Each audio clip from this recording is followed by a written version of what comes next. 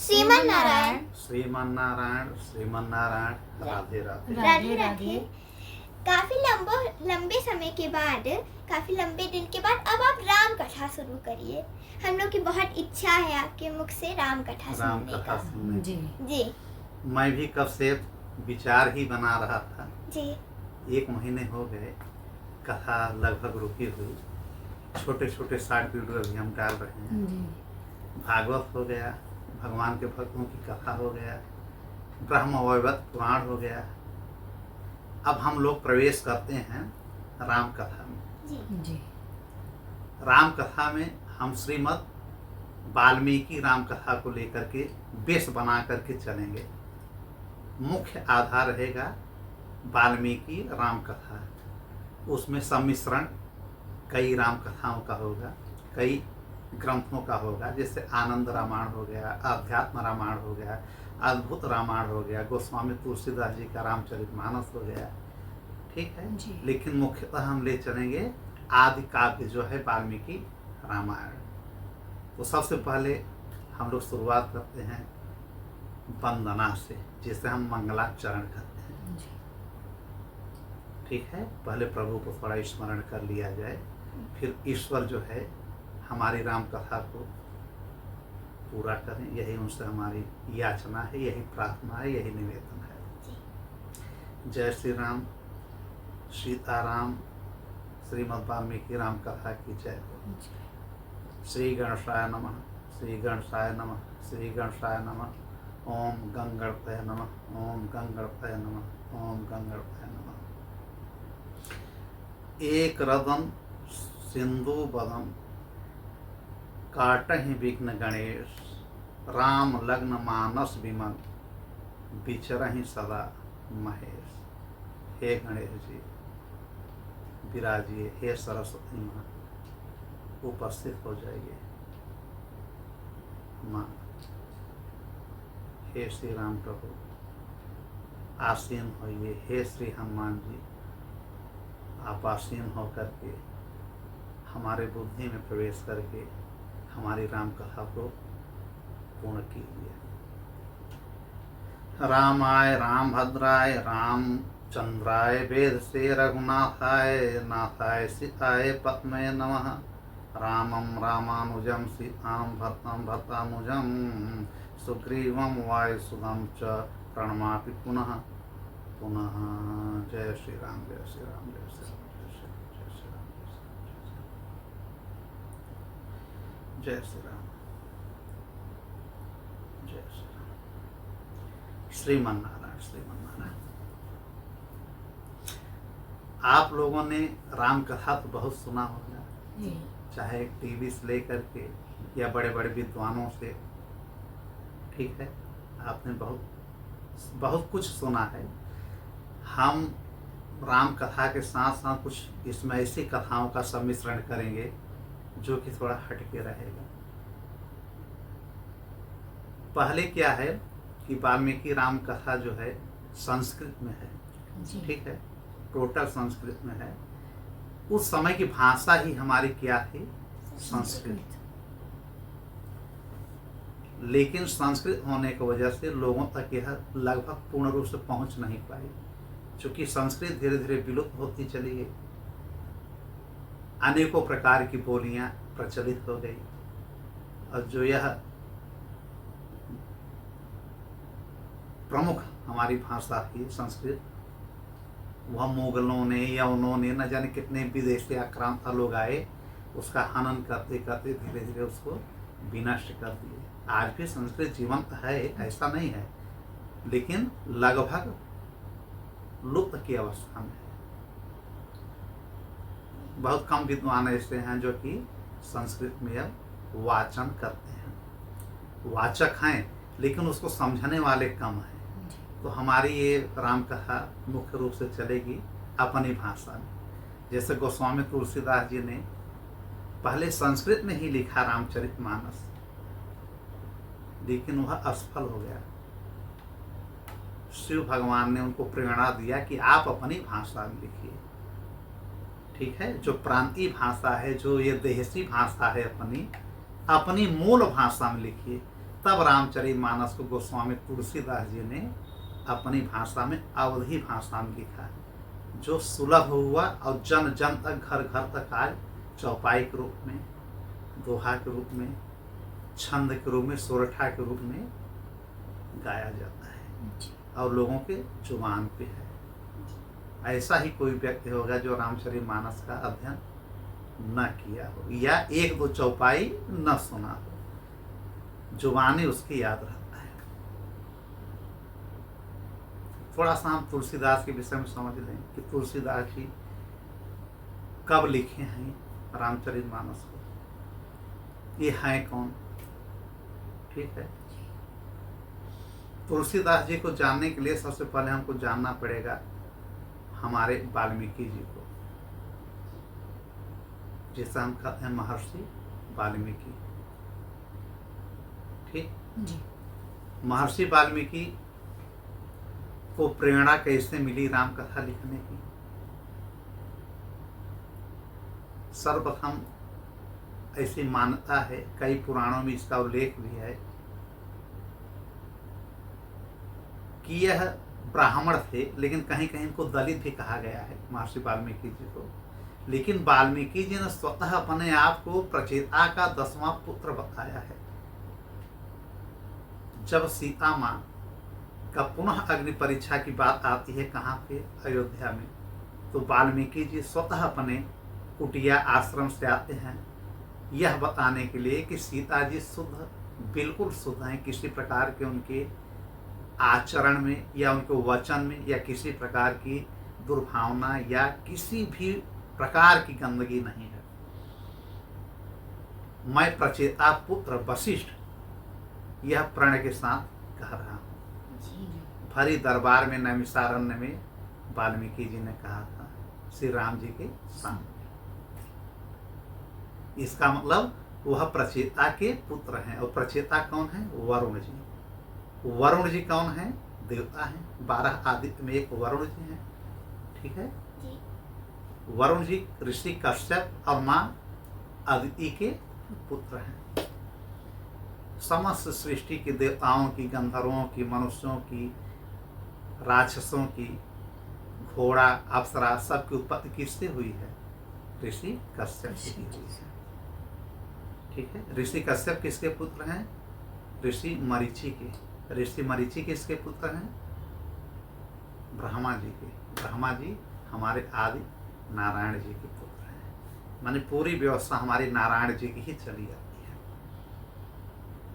तो वाल्मीकि ने स्वतः अपने आप को प्रचेता का पुत्र कहा है, लेकिन कई कई कल्प में भेद है। जैसे इस कल्प में कौन सा कल्प चल रहा है? वराह कल्प चल रहा है, जिसे हम श्वेत वराह कल्प कहते हैं। इस कल्प में हमारे नारायण भगवान ने वराह के रूप में अवतार लिया था। ठीक है जी। क्यों? हिरण्याक्ष जब पृथ्वी को लेकर के रसातल में चला गया था, तो पृथ्वी को बचाए और फिर ब्रह्मा ने ब्रह्मांड सृष्टि की रचना की। और कौन सा मनवंतर चल रहा है? वैवस्वत मनवंतर चल रहा है। 7वां मनवंतर है यह। 7वां मनवंतर है जिसे हम वैवस्वत मनवंतर कहते हैं। क्या प्रभु श्री राम जी का जन्म हर मनवंतर या हर युग में होता है? इसको समझने के लिए थोड़ा सा हम विस्तार पे चलेंगे। राम कथा कहीं कहीं 9 दिन में होती है, कहीं कहीं 27 दिन में होती है, या कहीं कहीं 40 दिन में इसका पूर्णावती करना चाहिए। तो 9 दिन में तो हम कर नहीं पाएंगे, 27 दिन में भी थोड़ा मुश्किल है, लेकिन 40 दिन में हम इसको पूर्णावती करने की कोशिश करेंगे, प्रयास करेंगे। यही नियम है राम कथा रामायण का। कलयुग में लोगों के पास समय कम है, 9 दिन में पूर्ण कर लेते हैं। पहले 27 दिन का होता था, या 1 मास का, 1 महीने का। लेकिन पूर्ण हम इसको माना जाता है कि जब 40 दिन यह वाल्मीकि रामायण कथा होगी, तो आप विस्तार से राम कथा को सुन सकते हैं। ठीक है। तो जैसे हर युग में श्री प्रभु जी का जन्म नहीं होता है। श्री राम जी का जन्म एक कल्प में एक बार ही होता है। कल्प क्या है? कल्प 3 प्रकार के होते हैं। एक ब्रह्म कल्प होता है, ठीक है, एक पद्म कल्प होता है, एक वराह कल्प होता है। इस समय वराह कल्प चल रहा है, ठीक है। इन्हीं तीनों कल्पों को मिला करके हम महाकल्प कहते हैं। तीनों कल्प जब एक बार अपने अपने धुरी पे आ जाएंगे, तीनों कल्प बीत जाएगा, तो उसे हम महाकल्प कहते हैं। हर कल्प में पूरे ब्रह्मांड का एक बार प्रलय होता है, पूर्ण प्रलय होता है।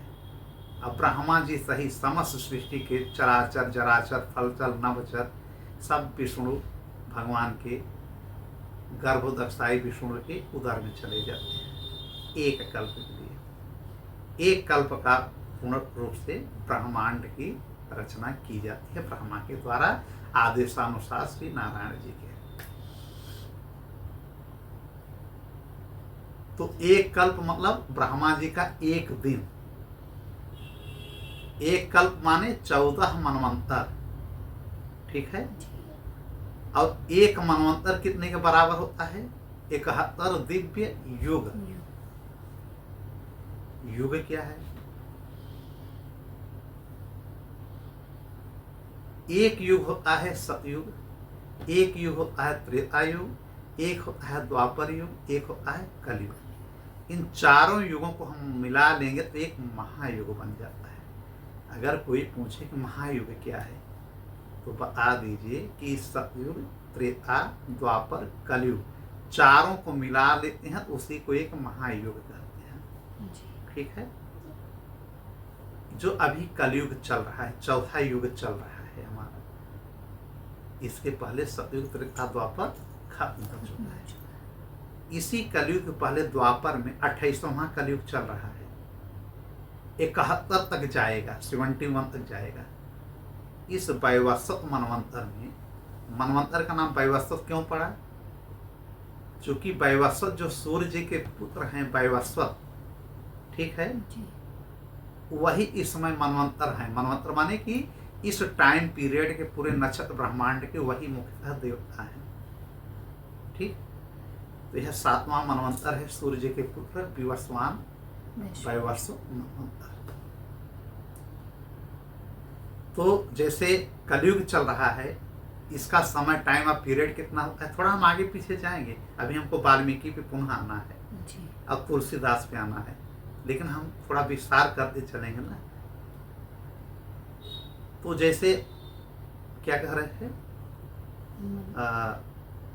कल्प की बात चल रही है ना। हाँ, जैसे एक कल्प क्या है?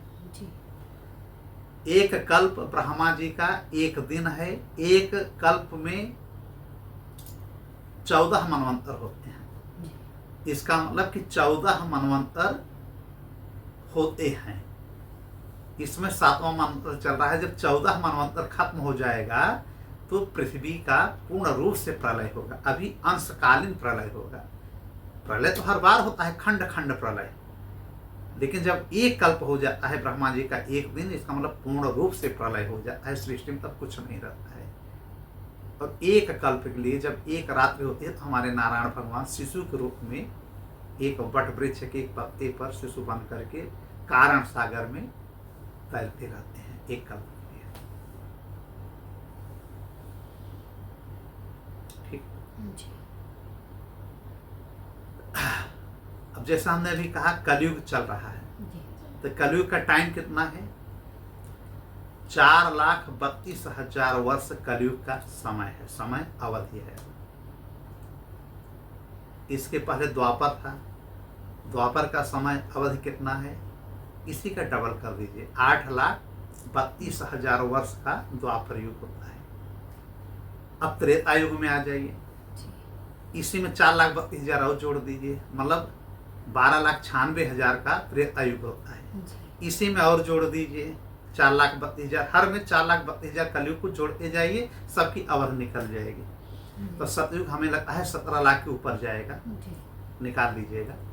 इस प्रकार से चारों का योग अगर हम बना लेंगे, सतयुग, त्रेता, द्वापर, कलयुग का, तो लगभग 43,20,000 वर्ष का ये समय आएगा। इसका मतलब 43,20,000 वर्ष का एक महायुग होता है। ठीक, अब 43,20,000 वर्ष का एक महायुग है। इसी में 71 बार हम चलेंगे, 71 बार यह चक्र चलेगा। सतयुग, त्रेता, द्वापर, कलयुग, सतयुग, त्रेता, द्वापर, कलयुग। 43,20,000 में हम मल्टीप्लाई 71 का करेंगे, जो निकलेगा उतनी अवधि ब्रह्मा जी की एक दिन की है, मतलब एक कल्प का है। अब ब्रह्मा जी की उम्र कितनी है? 108 वर्ष। जो हम लोग माला जपते हैं 108, यह ब्रह्मा जी की उम्र के हिसाब से बनाई गई है। 108 बार हम माला जब जप लेते हैं ना, तो समझते हैं कि पूर्ण रूप से जितने मनवंतर हैं, जितने कल्प हैं, सब हर कल्प में, हर योनि में, हर युग में हमने भगवान को जप लिया। यही मानव शरीर पाने का लाभ है। पशु पक्षी माला नहीं जप सकते हैं। भगवान ने हमको मनुष्य योनि दिया है, इसी को कर्म योनि भी कहते हैं, या इसी मनुष्य योनि को साधना योनि भी कहते हैं। हमारा उद्धार करने का यह सबसे अच्छा समय है और यही योनि है। भैया अगर इस योनि से हम बाहर चले जाएंगे, प्रभु को नहीं पाएंगे, तो फिर प्रभु को पाना असंभव है। फिर प्रभु को पाना बड़ा मुश्किल है, हम नहीं पाएंगे। इस प्रकार से कल्प में, हमारे कहने का मतलब यह है कि एक कल्प में एक ही बार भगवान श्री राम जी का जन्म होता है, जो कि हो चुका है। अब जो 7वां मनवंतर चल रहा है, अब 8वां मनवंतर आएगा, 9वां मनवंतर आएगा, 10वां आएगा, 11वां मनवंतर, 12वां, 13वां, 14वां मनवंतर, लेकिन भगवान का जन्म अब नहीं होने वाला है। ठीक, इसके पहले 5126 वर्ष पहले, लगभग 5100-5200 वर्ष पहले, हमारे प्रभु श्री कृष्ण जी का, महायोगी जी का प्राकट्य हुआ था मथुरा में, इसी द्वापर में, 28वें चतुर्युग द्वापर में। ठीक है, लेकिन श्री राम जी का जन्म क्या इसी त्रेता युग में हुआ था? नहीं, श्री प्रभु राम जी का जन्म 24वें त्रेता युग में हुआ था। मतलब वह त्रेता युग गया 24वां, फिर 25वां त्रेता युग गया, फिर चतुर्युग पूरे चले गए, 26वां गया, 27वां गया, इस समय 28वां चल रहा है। मतलब लाखों करोड़ों, कितने करोड़ों वर्ष पहले प्रभु श्री राम जी का प्राकट्य हुआ था अयोध्या में। लेकिन उनकी लीलाओं का, उनका बखान करते करते योगी जोगी, बड़े बड़े साधु संत न तब थके जन्म के समय, न जन्म के पहले थके, न अब थक रहे हैं। इसका मतलब कि इनकी कथा भगवान श्री राम जी की युगों युगों से चली आ रही है। अब इस श्वेत वराह कल्प में एक बार इनका जन्म हो गया है, अब नहीं होगा। टुकड़े टुकड़े में, जिसे हम अंश अवतार कहते हैं, किसी न किसी रूप में इनका जन्म होगा। जैसे कलयुग में कल्की भगवान के नाम से होगा, लेकिन राम जी के नाम से नहीं होगा। फिर आने वाले समय में पुनः इनका जन्म होगा किसी न किसी रूप में। लेकिन अब राम प्रभु का जन्म होता है हर कल्प में, जो कि आने वाले कल्प में, जो पद्म कल्प आएगा या ब्रह्म कल्प जो आएगा, उसमें पुनः इनका जन्म होगा, फिर श्वेत वराह कल्प में। मतलब तीनों कल्प में एक एक बार श्री कृष्ण भगवान या श्री राम प्रभु का जन्म होता है। यह पूर्ण अवतार माने जाते हैं। ठीक है, अब हम आते हैं वाल्मीकि जी के विषय में, जो कि इस रामायण को हम तक पहुंचाए, जन जन तक पहुंचाए हैं। महर्षि वाल्मीकि जी प्रभु श्री राम जी के समकालीन हैं, इसलिए वाल्मीकि रामायण को हम बहुत प्रमाणित मानते हैं। हम ही नहीं, सभी मानते हैं। जो पढ़े लिखे विद्वान लोग हैं ना, हर रामायण की कथाओं का श्रवण जरूर करते हैं, लेकिन वाल्मीकि रामायण को एकदम परम प्रमाणित माना गया है। क्यों? क्योंकि जैसे हम आप लोग सब बैठे हुए हैं, जो हम लोग कभी चर्चा करते हैं तो यह आप कह सकते हैं कि हमारे सामने यह बात की गई है, या हमारे सामने ऐसी घटना ऑक्योर्ड हुई है, घटित हुई है ना जी। क्यों? क्योंकि आपने यह अपने आंखों से देखा है। उसी प्रकार से वाल्मीकि जी राम जी को अपनी आंखों से देखे हैं और सीता मैया को अपने कुटिया में रखे थे, जहां पे कुश और लव का प्राकट्य होता है। जी। ठीक है, तो वाल्मीकि रामायण परम प्रमाणित है। उसके बाद तो लाखों करोड़ों रामायण की रचना की गई है, सब अपने अपने हिसाब से राम कथा को लिखे हैं, वाचे हैं, लोगों तक पहुंचाए हैं।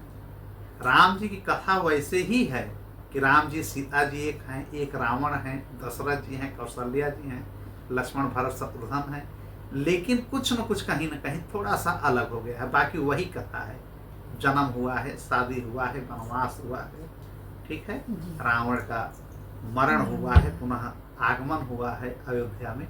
इसी प्रकार से राम जी की कथा हर कल्प में चलती है। हाँ, जो उनके कलाकार होते हैं वह बदल जाते हैं। जैसे गांव में रामलीला आप लोग देखते होंगे ना, रंगमंच में कभी रावण कोई बन जाता है। मान लीजिए इस साल कोई रावण का संवाद किया, हनुमान कोई बन गया, अंगद कोई बन गया, राम कोई बन गया, सीता कोई बन गया, लक्ष्मण कोई बन गया ना जी। हर साल अलग अलग एक्टर बन जाते हैं। क्या इस बार मेघनाथ का रोल फलाने पांडे जी करेंगे, इस बार वो ठाकुर साहब करेंगे, या जो भी करेंगे। इसी प्रकार से हर कल्प में थोड़ा सा जो रोल होता है पात्रों का, वह अलग किरदार में, कोई देव अलग बन गए, गंधर्व अलग बन गए, या कोई दैत्य राक्षस अलग बन गया, लेकिन रोल वैसे ही होगा। रावण वैसे ही बनेगा, कुंभकर्ण वैसे ही बनेगा, सब सेम टू सेम होता है। लेकिन राम सीता लक्ष्मण भरत शत्रुघ्न वही आएंगे, बाकी सब अलग अलग हो जाते हैं। वाल्मीकि जी के विषय में बहुत चीजें हैं जिसमें कहा गया है कि जैसे इस त्रेता युग में, इस कल्प में, श्वेत वराह कल्प में वाल्मीकि जी रत्नाकर नाम के एक डाकू थे। इनकी शादी हो चुकी थी, कई बच्चे थे। माता पिता परिवार का भरण पोषण करने के लिए इनके पास जब कोई सहारा नहीं मिला तो डकैत बन गए, डाकू। जैसे आजकल पढ़े लिखे लोग अगर नौकरी नहीं पाते हैं तो सिस्टम से मारे हुए हैं, तो क्या करेंगे? चोरी चमारी करने के लिए अब निकला है ना कंप्यूटर वगैरह, क्या सब साइबर अपराध या न जाने किस प्रकार के अपराध शुरू करते हैं। तो पहले तो ऐसा था नहीं सिस्टम, तो ये करते क्या है कि लोगों को ठगने के लिए, जीविकोपार्जन करने के लिए लोगों को मार करके उनका धन संपत्ति हड़प लेते हैं और जाते हैं अपने घर में, अपने बाल बच्चों, अपनी पत्नी को जीविकोपार्जन के लिए दे करके आते हैं। कहते हैं सब खुश हो ना, परिवार वाले कहते हैं मैं बहुत खुश हूँ, आप लाइए, लूट घसोट के जहाँ से लाना हो लाइए, हम लोग खाते पीते मस्त रहेंगे। ऐसे इनका वाल्मीकि जी का, रत्नाकर जिनका नाम था, इनका चलता रहा जीवन। रत्नाकर जी का मूल नाम था अग्नि शर्मा, ठीक है। इस त्रेता युग में, इस श्वेत वराह कल्प की मैं बात कर रहा हूँ, वैवस्वत मनवंतर की। पिछले जन्म में ये क्या थे, इनके 3 जन्म की मैं बात कर रहा हूँ। इस बार अग्नि शर्मा नामक थे जो रत्नाकर डाकू बने। इसके पहले एक शिकारी थे। अब उस समय शंख नामक एक इनको मिल गए थे ऋषि, जो कि शिकारी थे, आखेटक, पशु पक्षियों को मारने वाले, ठीक है। इनको राम नाम का मंत्र दिया था,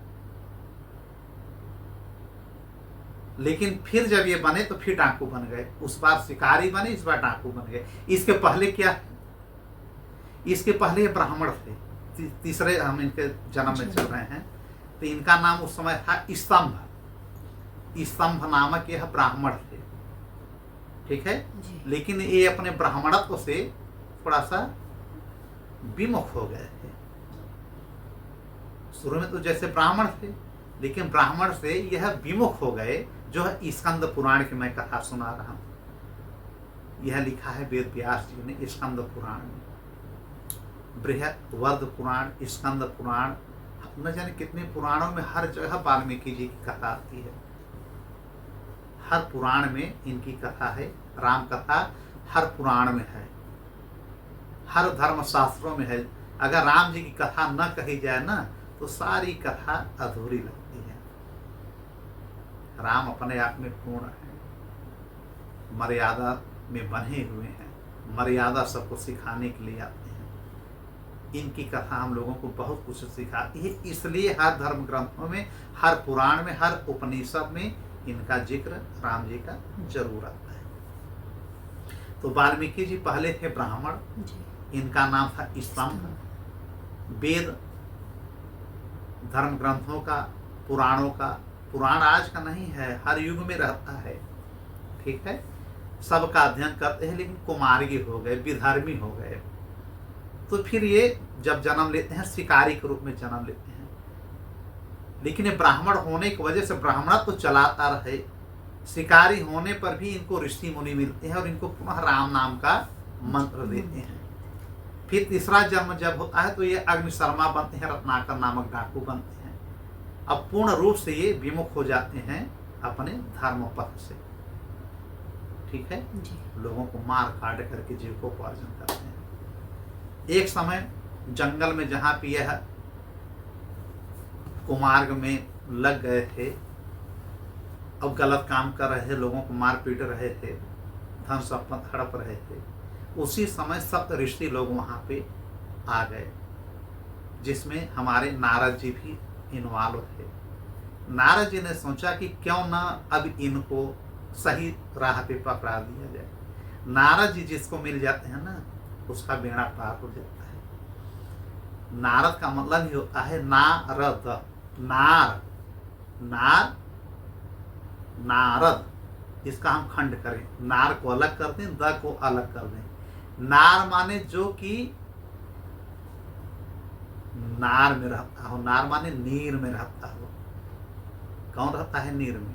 नारायण रहते हैं। द माने देने वाला, नार मतलब हो गया नारायण, द माने हो गया देने वाला, इसीलिए इनका नाम रखा गया नारद, जो ब्रह्मा जी के पुत्र हैं। इनका काम ही है नारायण को देने वाला। अगर आप नारद जी को पकड़ लिए या नारद जी के सम्मुख आप पहुंच गए ना तो समझे कि आप नारायण जी के पास पहुंच गए। नारद नारायण के ही एक अवतार हैं, 24 अवतारों में एक अवतार नारद जी भी हैं, ठीक है। तो नारद जी का मतलब ये हुआ कि नारायण को मिलाने वाला ही नारद कहा जाता है। अब आजकल लोग नारद की परिभाषा अलग ढंग से करते हैं, कोई विदूषक बना रहा है, कोई कुछ कर रहा है, जैसे टीवी सीरियल या आजकल का कथा काव्यवाचकों का भी देखिए जो व्यासपीठ पे बैठे हैं वो भी कहीं कहीं नारद जी का उपहास उड़ाते हैं। ऐसा नहीं, उनका यह रोल था कि हर व्यक्ति तक पहुंच जाते हैं। ऋषि मुनि, इनको देवर्षि नारद कहा जाता है, देवताओं के ऋषि हैं ये, ब्रह्मा के पुत्र हैं और नारायण के एक अंश अवतार हैं ये।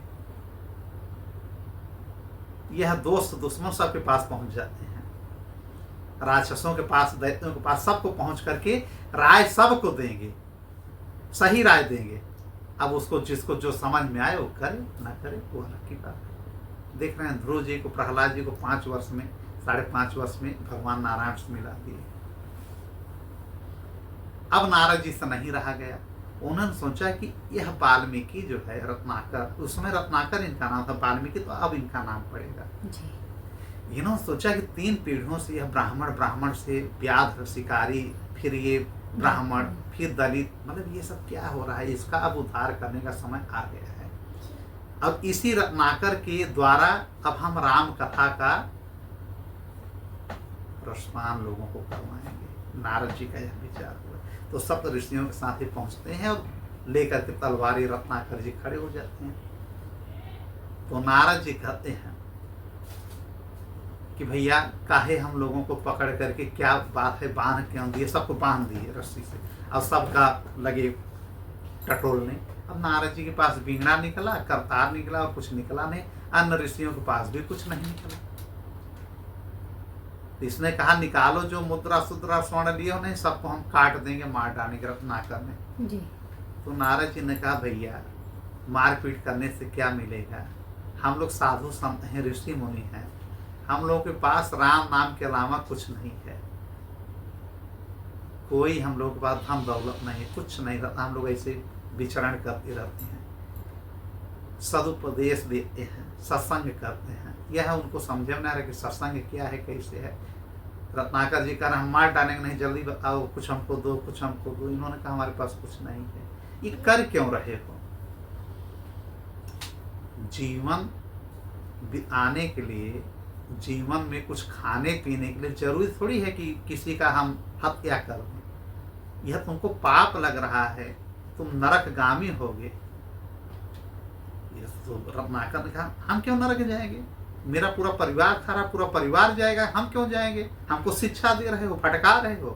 तो नारद जी ने कहा नहीं, तुम अकेले नरक जाओगे। भले तुम्हारे इस पैसे का संग्रह जो कर रहे हो, पूरा परिवार इसका उपयोग करे, लेकिन नरक तुम ही जाओगे।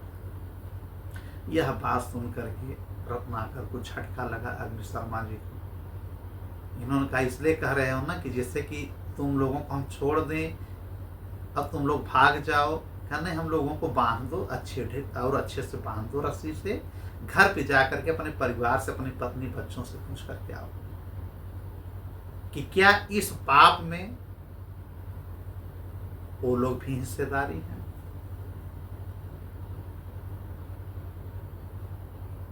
रत्नाकर जी जाते हैं घर, अपने पत्नी से पूछते हैं, बच्चों से पूछते हैं कि ये बताओ जो मैं लूट करके यह धन संपदा ला रहा हूँ, सब मौज मस्ती से खा रहे हो, इसके पाप के भोगी तुम सब हो ना?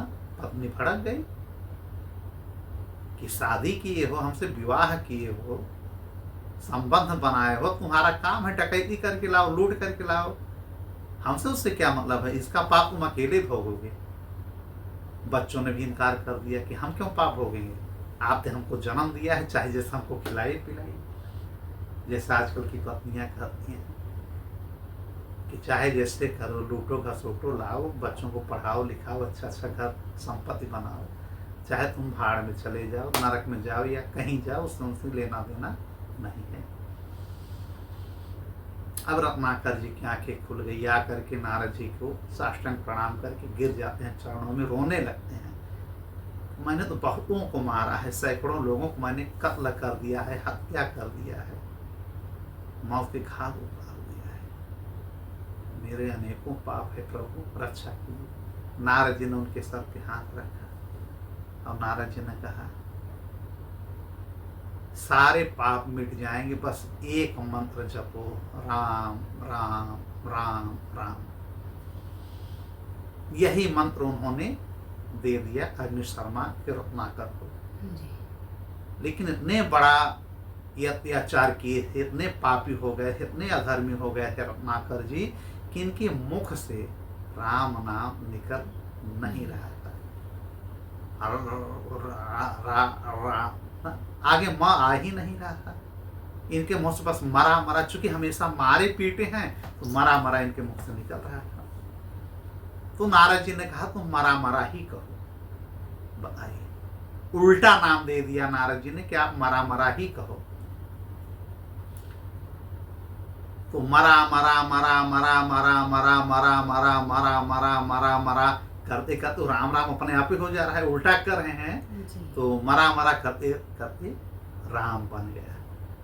धीरे धीरे यह मरा मरा मरा करते करते इतना तप इन्होंने किया, ऐसी साधना में लग गए भैया, ऐसी साधना में लग गए। यह घटना है लगभग सतयुग और त्रेता के बीच की। अभी श्री राम जी का जन्म उस समय नहीं हुआ, ठीक है।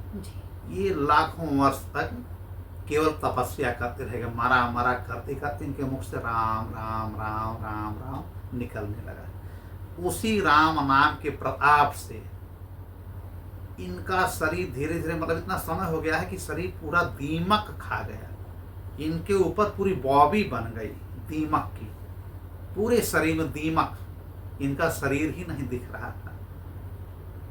इसीलिए बॉबी, जो दीमक की बॉबी होती है, माने टीला, पूरा समूह दीमकों का, उसी को वाल्मीकि कहते हैं। बात समझिएगा, वाल्मीकि का शुद्ध अर्थ होता है दीमकों का पूरा समूह, एक टीला। इनके नाखून से लेकर के सर तक पूरे अंग में दीमक ही दीमक चिपक गए थे और सब खा लिए थे। हड्डी कंकाल स्कल्टन केवल इनका बचा हुआ था रत्नाकर जी का।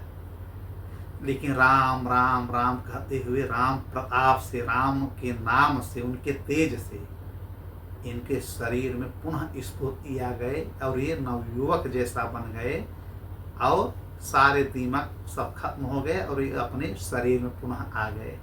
अब तब तक ये बन गए महर्षि। फिर नारद जी आकर के इनका नाम रख देते हैं महर्षि वाल्मीकि। क्यों? क्योंकि दीमकों के द्वारा ये पूर्ण रूप से घिरे हुए, इसलिए इनका नाम पड़ गया महर्षि वाल्मीकि। अब वह रत्नाकर, वह अग्निशर्मा डाकू अब महर्षि बन गया। अब ये लाखों वर्ष तक केवल तपस्या करते रहे। इनके अनेकों शिष्य बन गए। किसके? वाल्मीकि जी के। अब वाल्मीकि जी के गुरु कौन है? नारद जी। ठीक है। नारद जी के गुरु कौन है? एक शिव जी हैं भोलेनाथ, और एक नारद जी के गुरु हैं कौन? नारायण ऋषि, जो बद्रिकाश्रम में रहते हैं। ठीक है जी। जो धर्म और मूर्ति के पुत्र हैं, ऋषि। नारायण तो हमारे प्रभु हैं। एक नारायण जो ऋषि जी हैं, नारायण के ही अवतार हैं वो भी, लेकिन एक ऋषि रूप में भगवान रहते हैं। उनके शिष्य हैं नारद जी। नारद जी के शिष्य वाल्मीकि जी। वाल्मीकि जी के शिष्य हमारे भारद्वाज ऋषि। भारद्वाज के शिष्य कौन है? याज्ञवल्क्य जी, जो उनके दामाद भी बने थे। ये लोग रामायण के बहुत बड़े रसिक प्रेमी हैं। राम कथा में आगे भारद्वाज की भी कथा आएगी। तो अब वाल्मीकि जी महर्षि वाल्मीकि बन गए और हमेशा राम राम राम यही कहते थे यह। ठीक है। काफी समय बीत गया। प्रभु श्री राम जी का जन्म हो चुका था। जन्म होने के बाद ये 14 वर्ष का वनवास भी कराए। रावण को मार करके सीता मैया को पुनः अयोध्या वापस लाए। तब तक रामायण इन्होंने नहीं लिखा। ठीक है। अब जब अयोध्या की यह राजा बन गए, कौन? राम जी। श्री प्रभु राम जी। और तब नारद जी पुनः आते हैं यह कहने के लिए वाल्मीकि को कि अब जिस राम की तुम लाखों वर्ष से तपस्या किए हो, उस राम के विषय में कुछ तुम अब लिखो, राम कथा लिखो। राजा दशरथ जो श्री राम जी के पिताजी थे, यह इनके मित्र थे। किनके? वाल्मीकि जी के। राम जी को खूब जानते थे। राम जी से मिले भी वाल्मीकि जी, राम जी से मिले भी, चित्रकूट में मिले, तमसा नदी पे मिले, कई जगह मिले, लेकिन कभी ये राम कथा लिखने की सोचे नहीं। राम जी पूरी लीला रच करके आकर के राजाभिषेक करके आराम से बैठ करके प्रजा पालन कर रहे हैं। तब नारद जी पुनः प्रकट होकर के इनको समझाते हैं कि अब समय यह आ गया है, मैं तुमको इसीलिए बनाया हूँ वाल्मीकि कि राम जी की कथा तुम लिखो। इन्होंने कहा मुझे तो कुछ पता ही नहीं, हम क्या लिखेंगे, इनके विषय में हमें कुछ नहीं पता। ये मर्यादा पुरुषोत्तम भगवान प्रभु श्री राम जी, इनकी विषय में इतनी कथाएं हैं कि मुझे तो कुछ जानकारी नहीं है। तो जैसे समुद्र में से मैं बहुत करूंगा, एक दो बूंद जैसे पानी में निकालूंगा, जल निकालूंगा। तो नारद जी ने कहा कि नहीं, तुमको सब आने लगेगा। तब नारद जी बैठ करके वहीं पे जहाँ पे इनका आश्रम रहता है, तमसा नदी के पास, ठीक है, वहां पे इनको संक्षिप्त राम कथा सुनाते हैं नारद जी। पहली बार वाल्मीकि जी को राम कथा सुना रहे हैं श्री देवर्षि नारद जी संक्षिप्त में, जिसे कहा जाता है देवर्षि नारद और वाल्मीकि संवाद। ठीक है जी। इसी को कहा जाता है मूल रामायण।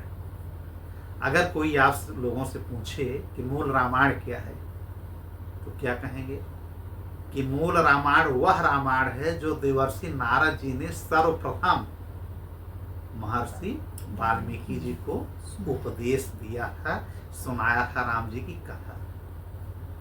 100 श्लोक में है। देवर्षि नारद जी ने 100 श्लोकों में संपूर्ण राम कथा को संक्षिप्त में सुना दिया। किसको? वाल्मीकि जी को कंठस्थ इन्होंने कर लिया। अब नारद जी के जाने के बाद फिर ब्रह्मा जी आते हैं कुछ समय बाद, और कहते हैं कि जो नारद जी ने कहा था उस पर आप अभी तक विचार नहीं किया, आप राम कथा लिखिए। इन्होंने कहा मेरे पास इतना बुद्धि विवेक ज्ञान नहीं है। महर्षि वाल्मीकि ने कहा कि उन्होंने तो श्लोक हमको सुनाया है, मूल रामायण हम कंठस्थ कर लिए हैं, लेकिन इतना विशाल इनकी कथा है कि हम नहीं समझ पा रहे हैं कि कहाँ से शुरू करें, कहाँ अंत करेंगे। तब यह ज्ञान चक्षु देते हैं ब्रह्मा जी वाल्मीकि को, उन्हीं के आश्रम में। किस आश्रम में? जहाँ पे बाद में सीता मैया जाती हैं, वह दिव्य स्थान बन जाता है। तमसा नदी के उनका जो कुटिया होता है, दिव्य ज्ञान देते हैं और कहते हैं आज से आप भूत भविष्य वर्तमान सब देखेंगे। जो भी घटना श्री राम जी ने किया है वो आपकी आंखों के सामने रहेगा। आप लेखनी उठाएंगे तो इनका जन्म से लेकर के जन्म से पहले, जन्म के अब जो घटना हुई है या आने वाले समय में जो घटना घटेगी, वह सब वाल्मीकि जी आपको समझ में आ जाएगी। ठीक है। और यह कह करके ब्रह्मा जी वहां से चले जाते हैं। तब इनको ज्ञान चक्षु आता है, मतलब दिव्य दृष्टि इनको मिल जाती है, यह देखने की समझने की कि प्रभु श्री राम जी के पूरे जीवन में क्या घटना घटी है, इनके जन्म का कारण क्या है, इस कल्प में या अन्य कल्पों में कब कब इनका जन्म हुआ है। तब वाल्मीकि जी पूर्ण रूप से तैयार होते हैं राम कथा लिखने के लिए। अब जब नारद जी मिले हैं पहली बार, तो नारद जी ने श्री राम जी के 16 गुणों का व्याख्यान किया था। यह जानना चाहिए। देवर्षि नारद जी ने श्री राम प्रभु के 16 गुणों का बखान किया है। किससे? वाल्मीकि जी से, जिसे हम क्या कहते हैं षोडश या षोडश, जो संस्कृत का षोडश दिव्य गुण श्री राम के जी। भगवान तो ऐसे हजारों गुण हैं, लेकिन 16 प्रमुख गुणों का इन्होंने उल्लेख किया। उसी गुणों का उल्लेख करते करते 100 श्लोक में पूरी राम कथा नारद जी ने वाल्मीकि जी को सुना दिया है। 16 गुण कौन कौन है उनके? जैसे इन्होंने कहा कि हे वाल्मीकि जी, प्रभु श्री राम जी, जैसे इनका प्रश्न था ना वाल्मीकि जी ने, अच्छा वाल्मीकि राम कथा की शुरुआत किस शब्द से हुई है? तप शब्द से हुई है। किस शब्द से? तप। तप। तप। अब भागवत की भी हमारी शुरुआत तप शब्द से हुई है। तप मतलब तपस्या या तपस्वी संबंधी है। और रामचरितमानस की शुरुआत किस शब्द अक्षर से हुई है? जो गोस्वामी तुलसीदास जी ने लिखा है वह शब्द से हुई है। ठीक है जी। इसको जानना चाहिए। जैसे वाल्मीकि जी ने नारद जी से पूछा था कि हे नारद जी, हे तपस्वी, हे वेदों के स्वाध्याय करने वाले, इस समय इस धरती में कौन ऐसा है जो कि समस्त पुरुषों में श्रेष्ठ है, जो किसी से ईर्ष्या नहीं करता है, जो बहुत बलशाली है, जो तपस्वी है, तपस्वियों का तपस्वी। श्री राम जी तपस्वियों के तपस्वी हैं, इसीलिए 14 वर्ष जाकर के ऋषि मुनियों के बीच में रहते हैं। कौन इतना बड़ा राजा तपस्वियों के बीच में रहना चाहेगा? आज कोई मंत्री विधायक बन जाता है तो एक अलग ही भवकाल में रहता है, वो तो पूरे विश्व के सम्राट बन रहे थे। ठीक है। तो फिर इन्होंने कहा था वाल्मीकि जी ने, तपः स्वाध्याय निरतम तपस्वी वाग्निवादम वरम नारदम परिपुच्छ वाल्मीकि मुरनी पुंदुवम। यह इनका तपः शब्द से शुरुआत हुआ था। क्या? वाल्मीकि राम माया। तब यह जा करके वाल्मीकि रामायण को, यह मूल रामायण का पूरा राम कथा सुना है, जिसमें पहला उन्होंने कहा नारद जी ने कि इस समय विश्व में अगर कोई है सबसे ज्यादा गुणवान तो हमारे प्रभु श्री राम जी हैं, जो कि अयोध्या के इस समय राजा बन गए हैं, इस समय विराजमान हैं। उनके विषय में तुम लिखो। पहला गुण उन्होंने बताया गुणवान, दूसरा बताया धैर्यवान, तीसरा बताया वीरवान, वीरवान का मतलब बहुत शक्तिशाली, चौथा उन्होंने बताया धर्मज्ञ, धर्म के मतलब आप समझ रहे होंगे क्या, धर्म, हाँ धर्म के ज्ञाता जी।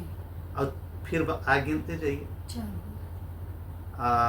फिर बताया उन्होंने कृतज्ञ, कृतज्ञ, कृतज्ञ मतलब कि जैसे आप किसी के लिए कुछ कर रहे हैं तो आज लोग कृतज्ञ न होते हैं, एहसान मानने वाले नहीं होते, कहते अरे हमने भी बहुत किया है, लेकिन हमारे प्रभु श्री राम जी अगर कोई थोड़ा सा भी कर देता है ना तो उसके प्रति कृतज्ञ हो जाते हैं। जैसे जब राम सेतु बन रहा था तो एक गिलहरी ने वहां पे केवल बालू के कुछ कण डाले थे उस पत्थर के बीच, उनके प्रति वो कृतज्ञ हो गए। अब 3 अंगुलियों से फेर दे, आज भी गिलहरी को देखेंगे तो 3 लकीर बनी हुई है उसके पेट पे, मतलब किसी का एहसान प्रभु ने रखा नहीं, बढ़ा चढ़ा करके दिया। तो अगर सबसे ज्यादा अगर कोई कृतज्ञ है इस धरती पे, इस समय नारद जी ने कहा, तो कौन है वो? प्रभु श्री राम जी। एक है वो सत्य वाक्य, सत्य वचन बोलने वाले, गिनते जाइए कि अगर इस समय इस सृष्टि में, इस धरती पे कोई सत्य वचन बोलता है तो प्रभु श्री राम। और एक उन्होंने कहा चरित्रवान, कि इस पूरे सृष्टि में सबसे ज्यादा चरित्रवान कोई पुरुष है इस समय है श्री राम जी। कितने हो गए? 8। एक हुआ सर्वभूतेषु हित, सभी का हित करने वाला, सभी का अच्छा सोचने वाला अगर कोई है, कौन है? प्रभु श्री राम। एक हुआ दृढ़व्रत, दृढ़ व्रत माने अपने किसी भी काम में वो दृढ़ संकल्प, ये करना है तो यह करना है, ठीक है जी। एक गुण नारद जी ने भगवान श्री राम जी का बताया विद्वान, अगर इस समय सबसे अधिक विद्वान कोई है तो श्री राम जी हैं। कितने हो गए? 11। और एक गुण उन्होंने बताया समर्थ, सामर्थ्यवान, इतने सामर्थ्यवान है कि क्षण भर में पूरे ब्रह्मांड को, क्षण भर में पलक झपकते ही ब्रह्मांड को नाश कर सकते हैं, समाप्त कर सकते हैं, और क्षण भर में पुनः ब्रह्मांड को वैसे को वैसा बना सकते हैं। यह क्षमता है किसमें? श्री राम जी। अब एक गुण इनका बताया प्रिय दर्शन, इनका दर्शन करना बहुत प्रिय होता है, सारे जो हमारे पाप हैं वह नष्ट हो जाते हैं। कितने हो गए? 13। अब एक इनका गुण बताया आत्मवान, आत्म संयमी, ये बहुत संयमी है, जो भी मिल जाता है उसी में खुश हो जाते हैं, ठीक है जी। एक इन्होंने बताया नारद जी ने इनका गुण जित क्रोध, जित क्रोध मतलब क्या है? जित क्रोध, क्रोध को जीतने वाले, क्रोध उनको आता ही नहीं है, अगर क्रोध भी किसी के ऊपर करेंगे तो उसके ऊपर कुछ न कुछ उनका कल्याण कर देंगे, यह है भगवान की कृपा। अब एक उनका गुण उन्होंने बताया धुतिमान, धुतिमान माने बिजली जैसा तेज, उनके अंदर जो है इतना तेज है कि उनके पूर्ण रूप से चेहरे को कोई देख नहीं सकता है, जैसे सूर्य की रोशनी निकल रही हो, सूर्य की तरफ अगर हम लोग नजर उठाएंगे तो पूर्ण रूप से देख नहीं सकते, इतना तेज होता है, और लाखों करोड़ों सूर्य की रोशनी उनके अंदर आती है। लेकिन जब भक्त उनके पास जाते हैं मिलने के लिए तो अपने तेज को ये कम कर लेते हैं, जिससे कि इनके पास शीतल आ जाए और लोग इनके पास बैठ सकें। कितने हो गए? 16 हो गए जी। हो गए जी। अच्छा, एक था अनसुनय, ये हम नहीं बताए हैं जी। अनसुनय माने ईर्ष्या से मुक्त पूर्ण रूप से। जी अब हुआ होगा जी। नहीं, 15 हुआ है, इसीलिए हम गिन रहे थे, आप लोग गिनने लगे तो हम छोड़ दिए। एक है जात रोष। जात रोष का मतलब युद्ध में जिस समय क्रोधित होते हैं ना, उस समय देवता भी इनका सामना नहीं कर पाता। यह 16 गुण षोडश दिव्य गुण बताया प्रभु नारद जी ने का, श्री राम जी का नारद जी ने वाल्मीकि जी को इसी प्रकार से एक ब्रीफ स्टोरी बता दिया, समरी बता दिया, और बाद में इसी मूल रामायण को उठा करके ब्रह्मा जी के आदेशानुसार जब क्रौंच और क्रौंची मारे जाते हैं, जब तमसा नदी में स्नान करने जाते हैं वाल्मीकि जी, उसी समय एक व्याघ्र शिकारी आकर के क्रौंची को मार देता है, क्रौंची मर जाता है। अब क्रौंची के मरने के बाद क्रौंच भी अपना वहां पे प्राण त्याग देता है। उसी को देख करके इनके मुख से कवित्व भाव निकलता है और कविता निकल जाता है श्लोक के माध्यम से। और जो वह श्लोक निकलता है उसी समय आकाशवाणी होती है कि अब आपका प्रस्फुटित हो गई है कविता, अब आप जाकर के राम कथा लिखिए। ठीक। जी तमसा नदी के किनारे इनको ज्ञान हुआ क्रौंची के मरने के बाद।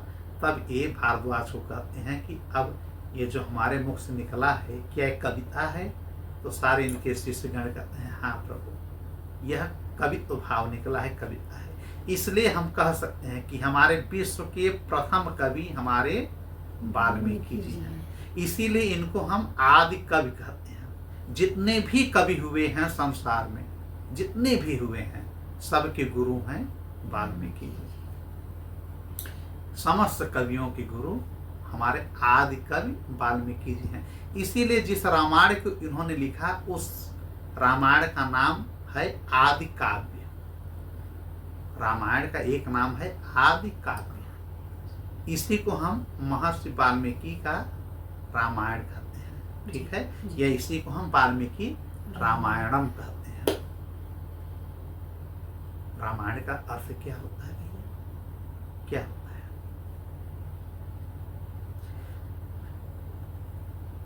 राम नाम कहने से ही हमारे सारे पाप नष्ट हो जाते हैं। रामायणम का अर्थ होता है राम पर प्लस अयणम। राम को अलग करिए, अयणम को अलग करिए। अयणम मतलब होता है जीवन यात्रा या जीवन का वृत्तांत, जीवन की कथा। इसका मतलब रामायण का मतलब हो गया राम जी के जीवन की कथा। ठीक, राम जी के जीवन का वृत्तांत, इसी को कहते हैं रामायण। या अयण माने घर भी होता है। राम जी का घर, राम जी का घर कौन है? अयोध्या, सारा संसार। जहां चले गए वही उनकी वाटिका बन गई, वही उनकी कुटिया बन गई, वही भगवान श्री राम का घर बन गया। मूल रूप से रामायण का अर्थ होता है राम जी का जीवन यात्रा।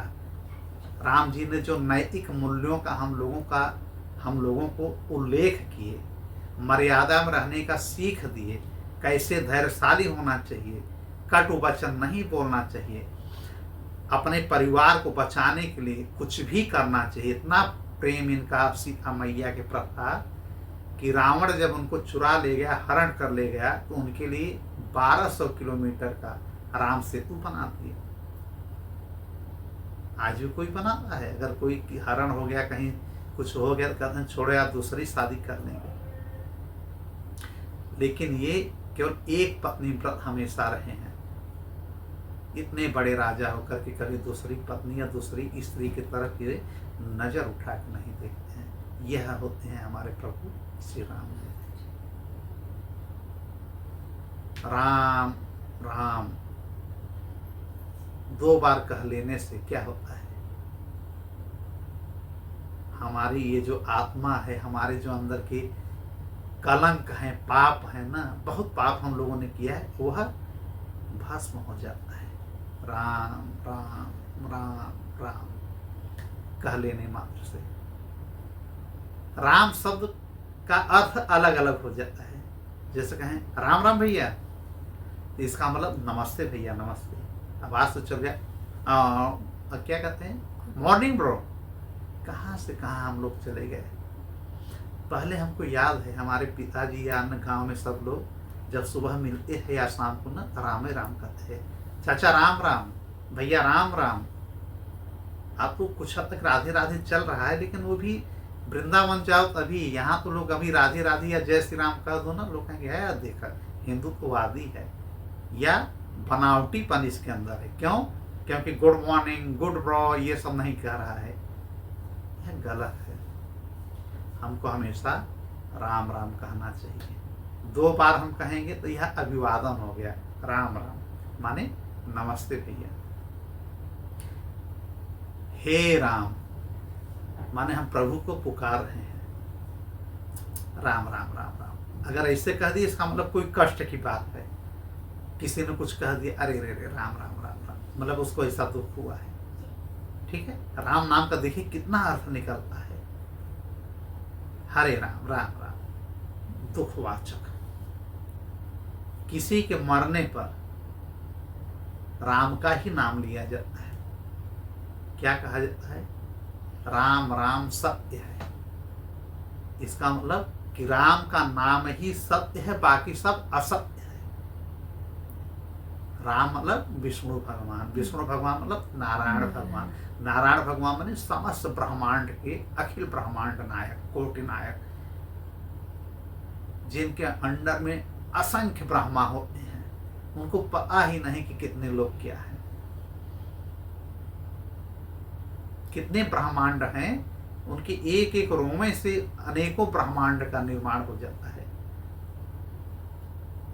इसलिए अनेकों ब्रह्मा का ये निर्माण करते हैं कि हाँ ब्रह्मांड को तुम नियति में रखो, कंट्रोल में रखो। ये है हमारे प्रभु श्री राम या श्री विष्णु भगवान या नारायण भगवान। तो हम वाल्मीकि रामायण को आदि काव्य कहते हैं, वाल्मीकि जी को आदि कवि कहते हैं। ठीक है जी। और क्या इसके पहले राम कथा नहीं होती थी? होती थी।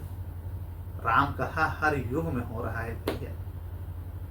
हमारे जो भोलेनाथ प्रभु हैं, सबसे पहले तो राम कथा यही सुनाते हैं पार्वती मैया को। पहले राम कथा, यह राम कथा जो वाल्मीकि जी का है 24,000 श्लोक में है। कितने श्लोक में है इसको भी जान लीजिए। वाल्मीकि राम कथा 24,000 श्लोक में इन्होंने लिखा है संस्कृत में। किसने लिखा है? राम रामायण वाल्मीकि जी। यह हमारे दुनिया का, विश्व का प्रथम काव्य है। इसको महाकाव्य कहते हैं। 2 महाकाव्य होते हैं, एक रामायण महाकाव्य है प्रथम, और दूसरा है जय संहिता, जिसे हम क्या कहते हैं महाभारत। मतलब 2 महाकाव्य हैं, रामायण और महाभारत। महाभारत को लिखा वेद व्यास जी ने, रामायण को लिखा वाल्मीकि जी ने। ठीक। 24,000 श्लोक हैं किसके? रामायण के। जैसे गायत्री मंत्र की शुरुआत होती है त से, तत्सवितुर्वरेण्यं भर्गोदेवस्य धीमहि धियो यः न प्रचोदयात्। माने कि गायत्री मंत्र में 24 अक्षर होते हैं। कितने अक्षर होते हैं? 24 अक्षर। गायत्री मंत्र सबसे पहले ऋग्वेद में मिलता है, लिखा जाता है। इसी गायत्री मंत्र के 24 अक्षर को लेकर के हमारे वाल्मीकि जी ने 24,000 श्लोक बना दिया। ठीक है। अब 24,000 श्लोक माने कि 1,000 श्लोक के बाद आने वाला जो अक्षर होता है वह एक क्या बन जाता है? गायत्री मंत्र बन जाता है। 1,000 श्लोक के बाद एक गायत्री मंत्र अपने आप बन जाता है। माने 24 अक्षर जो गायत्री मंत्र का है, एक एक अक्षर से 1,000 श्लोक इन्होंने बना दिया वाल्मीकि जी ने।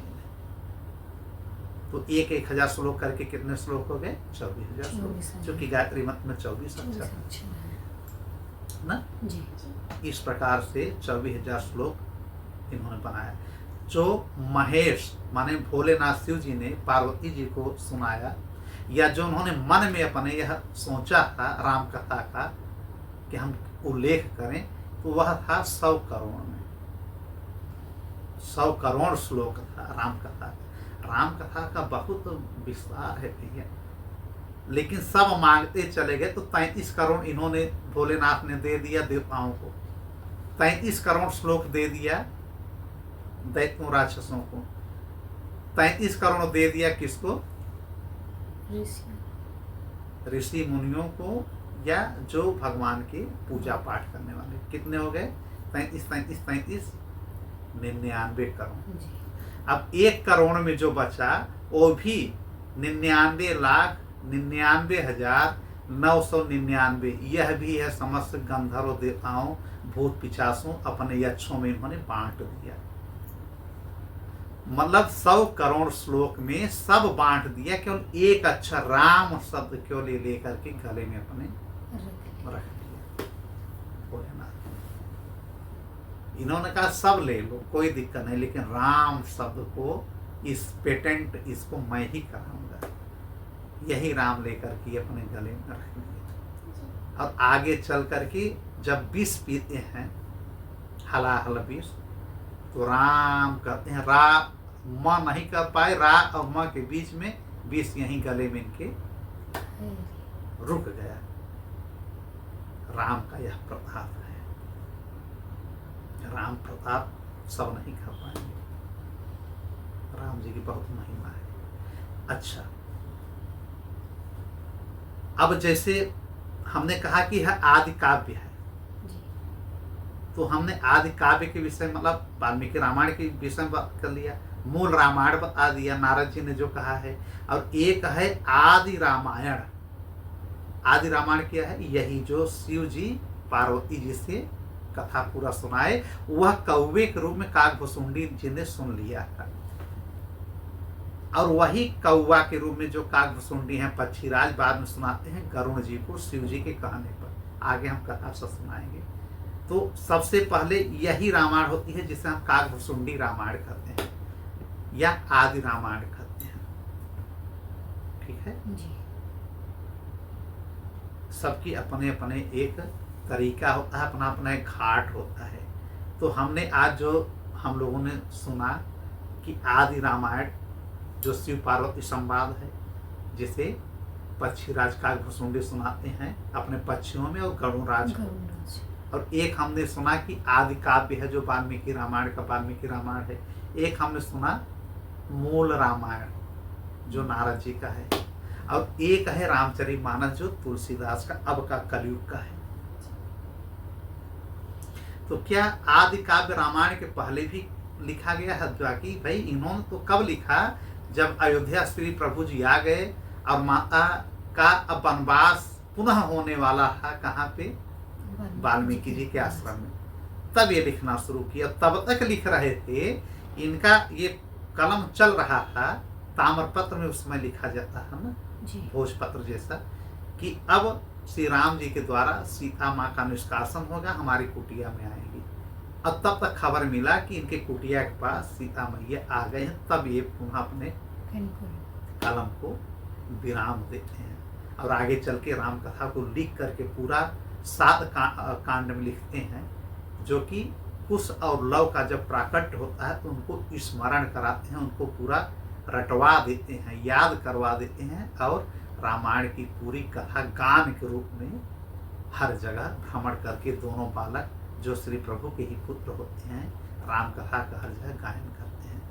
वाल्मीकि जी ने इसीलिए कुश और लव को सिखाया है। और इसीलिए सीता मैया आई भी थी वाल्मीकि आश्रम में कि ऋषि मुनियों के बीच हमारे पुत्रों का जन्म होगा, संस्कार सीखेंगे और श्री प्रभु राम जी का गुणगान करेंगे। ठीक है जी। बड़ा रामायण में बहुत बड़ी बड़ी चीजें हैं। एक एक चीज पे हम लोग चर्चा करेंगे तो समझ में आएगा कि राम कथा क्या चीज है। जितनी बात सुना जाए, जितने बार इसका श्रवण करें, सुनाएं, कम ही रहता है। हर बार सबके सुनने सुनाने का तरीका अलग हो जाता है। वाल्मीकि जी अभी पूरी राम कथा नहीं लिख पाए थे, तब तक हनुमान जी वहां से आने पर अयोध्या रुक गए थे हनुमान जी, जी। और बड़े बड़े शिलाओं पे पूरी राम कथा इन्होंने लिख दिया था। बड़े बड़े पर्वत पे, पत्थरों पर, शिलाओं पर हनुमान जी ने पूरी राम कथा लिख दिया था, बचपन से लेकर के, और बहुत विस्तार में लिखा था। लेकिन जब वाल्मीकि जी ने यह देखा तो उनको थोड़ा सा मलाल हुआ कि हमको नारद जी ने, हमको ब्रह्मा जी ने सबने आदेश दिया, और जिस प्रकार से मैं लिख रहा हूँ, देख देख करके, सोच सोच करके प्रभु किस प्रकार से अपनी लीला किए हैं, और हनुमान जी पहले लिख चुके हैं। तो हनुमान जी से कहते हैं वाल्मीकि जी, उसको हनुमान जी की रामायण कहा जाता है, जो उन्होंने लिखा था कि हे हनुमान जी, आपने जो राम कथा, हनुमान राम कथा लिख दी है, उससे तो हमारा कोई पढ़ेगा ही नहीं, ब्रह्मा जी की बात कट जाएगी, नारद जी ने हमको यह प्रेरणा दिया है, जी। और मैं बड़े मन से लिख रहा हूँ। आप ऐसा करिए कि मेरा ही राम कथा चले लोगों में, जन जन तक, ऋषि मुनियों तक, सब तक पहुंचे, लेकिन आपकी राम कथा अगर आ जाएगी तो मेरा राम कथा कौन सुनेगा। तो हनुमान जी ने कहा कि ठीक है, कोई बात नहीं है, हमें कोई मान सम्मान की पड़ी नहीं है। अपने शिलाओं को जो उन्होंने लिखा था, उस पत्थर को उठा करके ले गए, समुद्र में फेंका ऐसा। लेकिन हनुमान जी को भी यह बात अच्छी नहीं लगी कि इस त्रेता युग में एक कलयुग जैसा काम कर रहे हैं वाल्मीकि जी। भाई, द्वेष भावना, जलन भावना ऋषि मुनियों में नहीं होनी चाहिए, मान सम्मान की भावना नहीं होनी चाहिए। उसके पहले कहीं कहीं तो कहा गया है कि हनुमान जी ने ही कहा कि जिस प्रकार से वाल्मीकि जी आपने कलयुग जैसा आचरण किया है, इसलिए आप पुनः कलयुग में आना पड़ेगा तुलसीदास बन करके। लेकिन कहीं कहीं ग्रंथों में लिखा है कि स्वतः वाल्मीकि जी हनुमान जी से कहते हैं कि मुझसे गलती हो गई, मैंने आपके रचित राम कथा को समुद्र में फेंकवा दिया, मैं यहाँ पे अधर्म किया हूँ, मैं अपने तन मन स्वेच्छा से कलयुग में पुनः जन्म लेना चाहता हूँ, और आपकी उस राम कथा को भी लिखूंगा जो आपने पत्थर को, शिला को फेंक दिया समुद्र में, और आपका गुणगान मैं मुख्य रूप से करना चाहता हूँ। इसीलिए कलयुग में आकर के यह तुलसीदास बनते हैं। कौन? वही वाल्मीकि, जो त्रेता में वाल्मीकि जी थे, महर्षि वाल्मीकि, कलयुग में आते बनते हैं राम बोला, या इन्हें कहते हैं तुलसीदास। और सुंदर कांड में समस्त रूप से ये केवल हनुमान जी की ही पूरी लीला लिखते हैं, और हनुमान जी की प्रशंसा में, या हनुमान जी के क्या लिखते हैं, हनुमान चालीसा हनुमान जी के लिए ना, आज भी घर घर में हनुमान चालीसा होता है। या वही वाल्मीकि जी अपना पश्चाताप करने के लिए यह हनुमान चालीसा लिखते हैं। यह हनुमान जी के विषय में बहुत कुछ इन्होंने लिखा, सुंदर कांड के रूप में, बजरंग बाण के रूप में, न जाने किस किस रूप में इन्होंने उनकी प्रशंसा किया, और अपना प्रथम गुरु बनाया। कैसा गुरु? जो कि राम से मिलवा दे। तुलसीदास के विषय में थोड़ा सा जाने। तुलसीदास जी का जन्म यही बांदा चित्रकूट के पास राजापुर नामक एक गांव में हुआ। 12 महीने तक ये गर्भ में मां के रहे हैं, 12 महीने। और रहते कितना लोग हैं? 9 महीने। लेकिन 12 वर्ष तक ये रहते हैं। 12 वर्ष महीने के बाद जब इनका जन्म होता है, इनकी माता का नाम हुलसी रहता है, और पिताजी का नाम रहता है आत्माराम दुबे। जब ये जन्म लेते हैं तो ऐसा लगता है जैसे 5 साल का बालक, छोटा बालक नहीं। तुलसीदास जी जैसे 5 वर्ष के बालक के रूप में जन्म लेते हैं। और इनके दांत रहते हैं 32। और राम राम कह करके पैदा हुए। देखिए, राम राम उस समय का जो प्रताप है अभी भी चला रहा है। इसका मतलब क्या समझे कि वाल्मीकि ही हैं, इतना ज्ञान। अब आजकल बच्चे, कोई भी बच्चा अगर पैदा हो तो क्या राम राम करता है क्या? कहाँ कहाँ कहाँ करके वह रोता है। धरती पे आते ही माया से ग्रसित हो जाता है, राम नाम नहीं निकलेगा। अब 5 साल जैसा मोटा ताजा नहीं रहेगा, और दांत लेकर के नहीं पैदा होता है।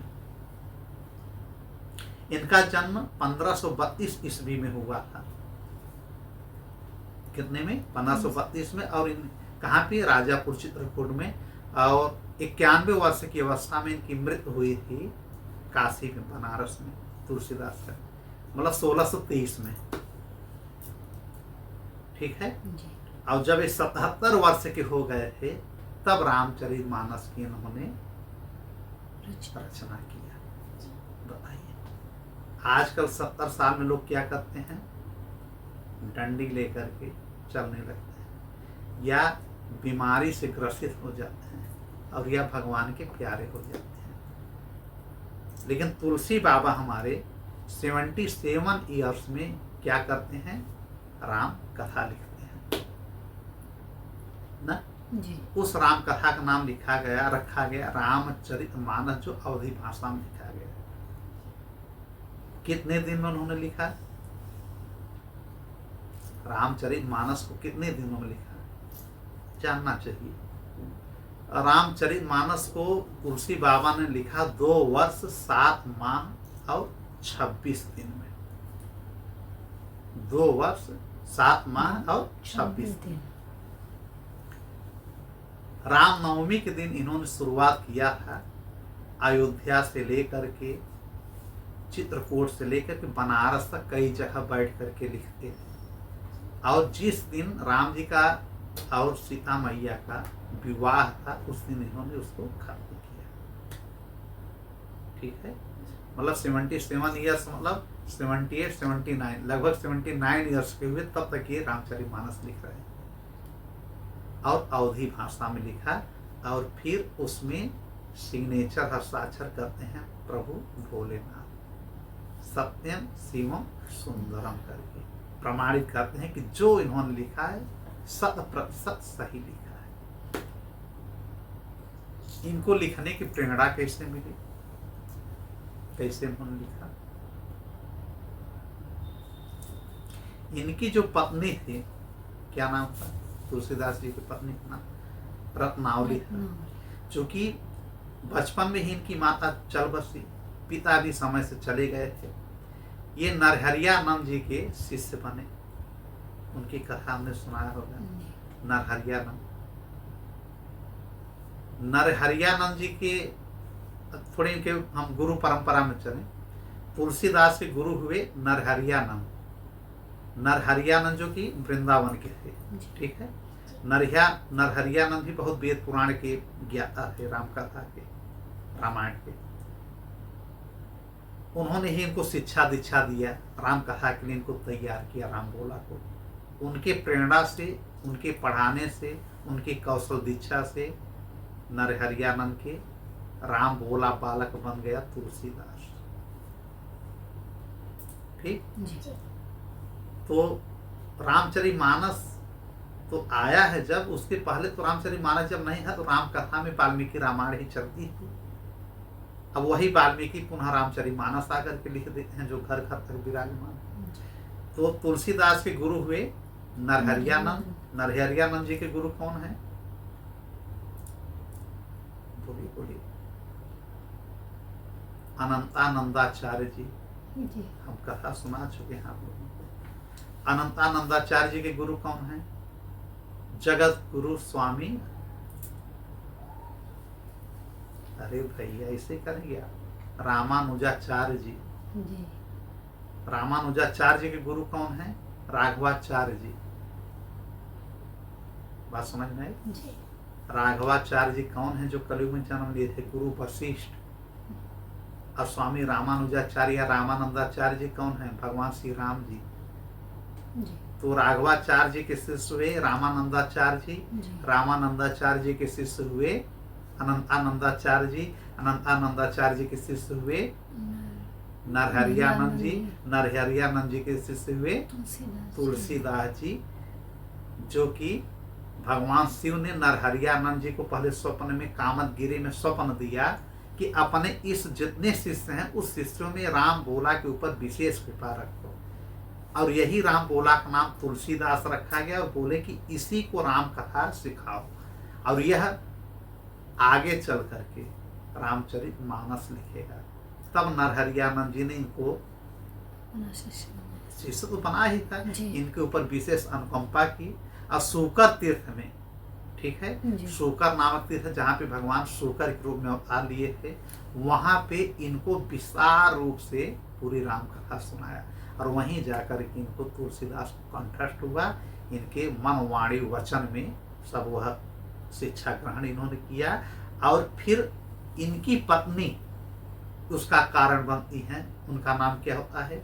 इनकी पत्नी का नाम रत्नावली, या कहीं कहीं इनकी पत्नी का नाम बुद्धिमती भी मिलता है, बुद्धिवती या बुद्धिमती, लेकिन मुख्यतः नाम उनका मिलता है क्या? रत्नावली। कथा आप लोगों ने सुना ही होगा, कितना प्रेम करते हैं कि उनके बगैर एक दिन भी नहीं रह पाते हैं। सब छोड़ छाड़ करके राम कथा उथा भाग जाते हैं पत्नी के पास। एक बार अपने मायके चली गई थी, तो जहाँ इनका घर है राजापुर में, ठीक है, एक पूरा गंगा जी गई है ना जी। हम तो गए हैं वहां दर्शन करने, तो गंगा जी के उस पार इनका ससुराल था, जो लगभग कौशाम्बी या कुछ और एरिया पड़ेगा। ये रात में तैर करके चले जाते हैं, और वो भी नौका नहीं मिलता है, जली हुई लाश को पकड़ करके नौका समझ करके, बांस समझ करके चले जाते हैं उस पार। बरसात खूब हो रही थी। तब तुलसी बाबा पहुंच गए अपने ससुराल। जब वहां जाते हैं तो भाई बिजली चमक रही थी, सांप लटके हुए थे घर के पास। सांप को इन्होंने रस्सी समझा, रस्सी समझ करके पकड़ करके चले गए, छज्जे पे चढ़े और कूद पड़े घर में। पत्नी के पास जाते हैं, पत्नी बहुत नाराज होती है रत्नावली कि ये क्या, एक दिन दो दिन के लिए मैं मायके चली आई हूँ, और कैसे यहाँ अंदर कैसे आ गए बिना गेट खुलवाए? दरवाजा भी नहीं खुला, कैसे प्रवेश कर गए? फिर उन्होंने कहा बाहर जो रस्सी हमारे लिए लटकाई थी, जानती थी कि मैं आऊँगा, रस्सी लटकाई वही पकड़ के मैं आ गया। जा करके देखते हैं ये मसाल जला करके, तो वहाँ पे बड़े बड़े सांप लटके हैं, उसको पकड़ करके आए। बाबा भोलेनाथ ने भी सहयोग कर दिया कि जाओ तुम अब रत्नावली के पास, अब वहीं जब तुमको डांट लगेगी तब सुधरोगे।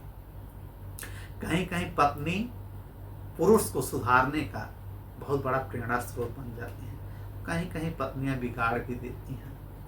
ये अच्छी पत्नी थी, इनकी गुरु के जैसा इन्होंने रोल किया, अब इनको डांटती हैं कि इतना प्रेम जो आप मुझ में कर रहे हैं, मुझ में दिखा रहे हैं, इतना प्रेम अगर आप प्रभु श्री राम में करेंगे ना, तो ये जो भव सागर है इसको आप पार कर जाएंगे। ये हमारा शरीर क्या है? अस्थि का बना हुआ है, हड्डी का बना हुआ है, मज्जा का है, अंदर मवाद है, पीव है। आपका जन्म इसके लिए नहीं हुआ है। आप अपनी कथा छोड़ करके, राम कथा छोड़ करके हमारे पीछे पीछे दौड़ रहे हैं। आपको शर्म आनी चाहिए। ये रात में ससुराल में ही डांटे जा रहे हैं पत्नी के द्वारा, रात में अंधेरे में 12 बजे रात। इनको भी बड़ी ग्लान होती है। इनकी पत्नी क्या करती हैं? अस्थि चर्म मम देह मम तामे ऐसी प्रीत। कौन कहता है? रत्नावली। तैसी जो श्री राम में होत न हो भवभीत। माने कि अस्थि चर्मम देह मम तामे ऐसी प्रीत। ऐसी प्रीत से क्या मतलब? उसके पीछे क्यों पड़े हो जो हड्डी और मवाद का बना हुआ है? हर जगह गंदगी ही गंदगी है।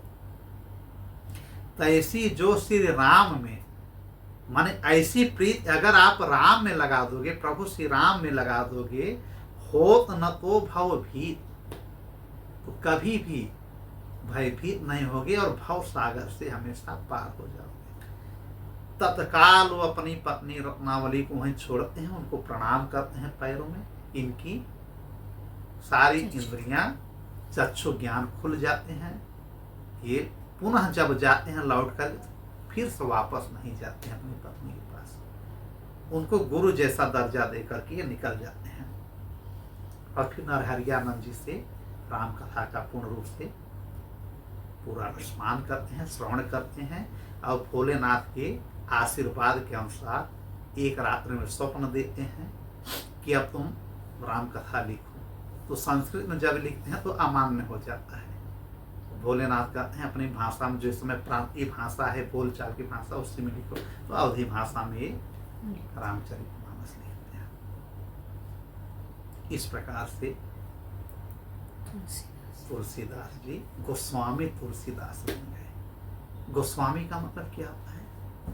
गो माने इंद्रियों का, स्वामी माने मालिक, जो अपने इंद्रियों को जितेंद्रीय कर लिया हो, जो जितेंद्रीय बन गया हो, अपने इंद्रियों को अपने बस में कर लिया हो, उसी को कहा जाता है गोस्वामी।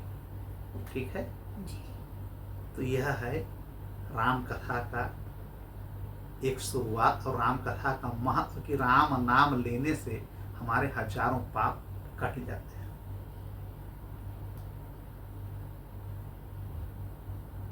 अगर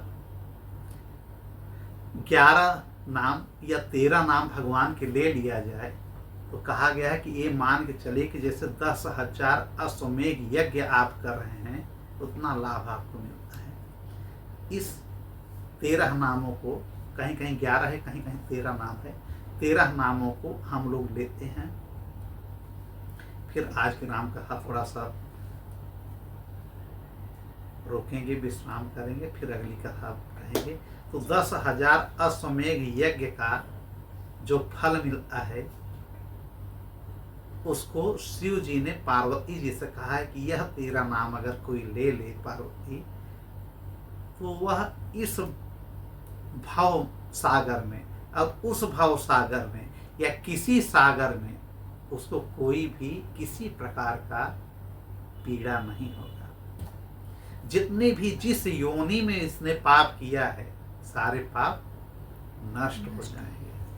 तो उस 13 नाम को हम लोग स्मरण करते हैं। पहला राम। राम अपने आप में बहुत प्रबल शब्द है, राम। तो पहला नाम हो गया राम। दूसरा नाम दाशरथ, दशरथ के पुत्र हैं दाशरथ। ठीक, 2 नाम हो गया। एक हो गया लक्ष्मण कुमार। ठीक है, नाम याद कर लीजिएगा, राम, दाशरथ, लक्ष्मण कुमार। ठीक, एक बलि, प्रभु का नाम एक क्या है? बलि। एक इनको काकुस्थ भी कहते हैं, क्योंकि काकुस्थ इनके एक पूर्वज रहते हैं। आगे हम वंशावली में रघुवंश के बताएंगे। एक इनको कहते हैं पुराण पुरुषोत्तम, प्रभु का एक नाम है पुराण पुरुषोत्तम। एक नाम इनका है यज्ञेश। क्या नाम है? यज्ञेश। कितने हो गए? 7। एक इनका नाम है वेदांत वेद्य। क्या नाम है? वेदांत वेद्य। 8 हो गए ना। एक इनका नाम है कौशल्यानंदन, कौशल्यानंदन वर्धन, कौशल्या नंदन वर्धन। कितने हो गए? 9। एक इनको कहा जाता है पुरुष। हम लोग पुरुष नहीं हैं, पुरुष तो हमारे प्रभु ही हैं। तो एक पुरुष। ठीक, एक कितने हो गए? 10। एक जानकी वल्लभ, माने जानकी जी के प्राण प्रिय, प्राणनाथ। एक श्रीमान। कितने हो गए? 12। एक हो गए अप्रमेय पराक्रम। क्या? अप्रमेय पराक्रम। कितने हो गए? 13। इसी नाम को अगर हम सुबह प्रातः काल भगवान शिव जी कहते हैं पार्वती जी से कि इस 13 नाम में से अगर हम कुछ नाम भी ले लें, न 13 ले पाए, कुछ भी नाम ले लें, तो ये समझो कि हम 10,000 अश्वमेघ यज्ञ के बराबर पुण्य पाएंगे। समस्त 84 लाख योनियों में जो हमने पाप किया है वह भस्म हो जाएगा। जिसमें और नाम अगर आप भूलेंगे तो राम नाम तो नहीं भूलेंगे ना, दशरथ नंदन भी नहीं भूलेंगे ना, कौशल्या नंदन वर्धन भी तो नहीं भूलेंगे ना, पुरुष नाम भी तो नहीं भूलेंगे ना, यज्ञेश नाम भी तो नहीं भूलेंगे ना, दशरथी भी तो नहीं भूलेंगे ना, हाँ, वेदांत वेद भी तो नहीं भूलेंगे ना, तो भूलेंगे क्या? श्रीमान जैसे कहा, श्रीमान भी तो हम नहीं भूलेंगे ना, अप्रेमे भी तो नहीं भूलेंगे, पराक्रम भी नहीं भूलेंगे।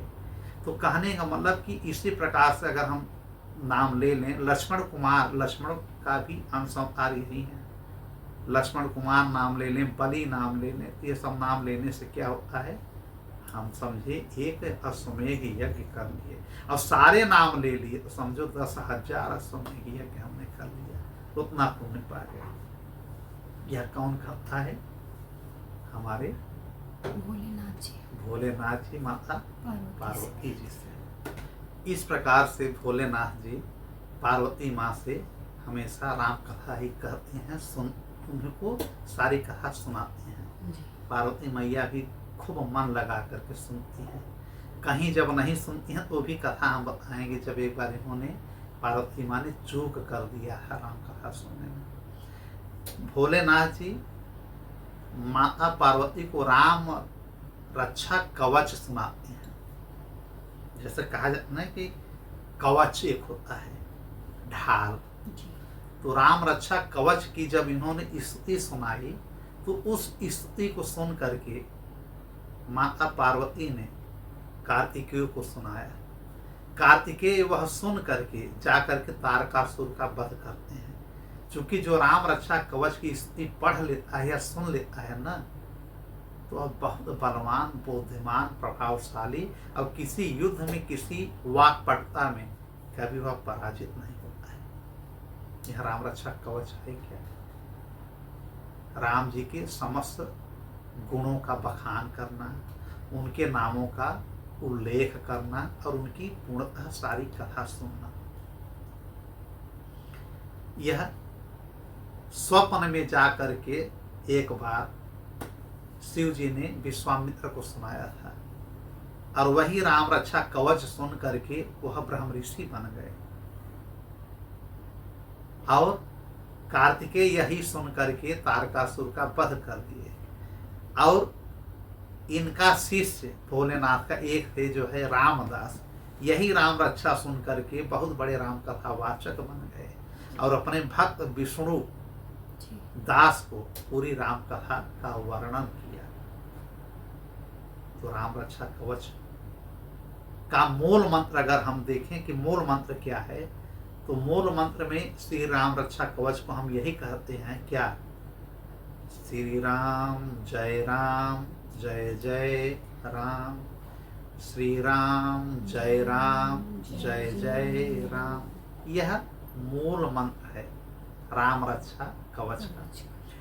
कहा तो यहाँ तक है शिव जी ने कि अगर इस राम रक्षा कवच की इस मूल मंत्र को अगर 21 बार जप लिया जाए, 21 बार प्रतिदिन अगर हम जपें, क्या?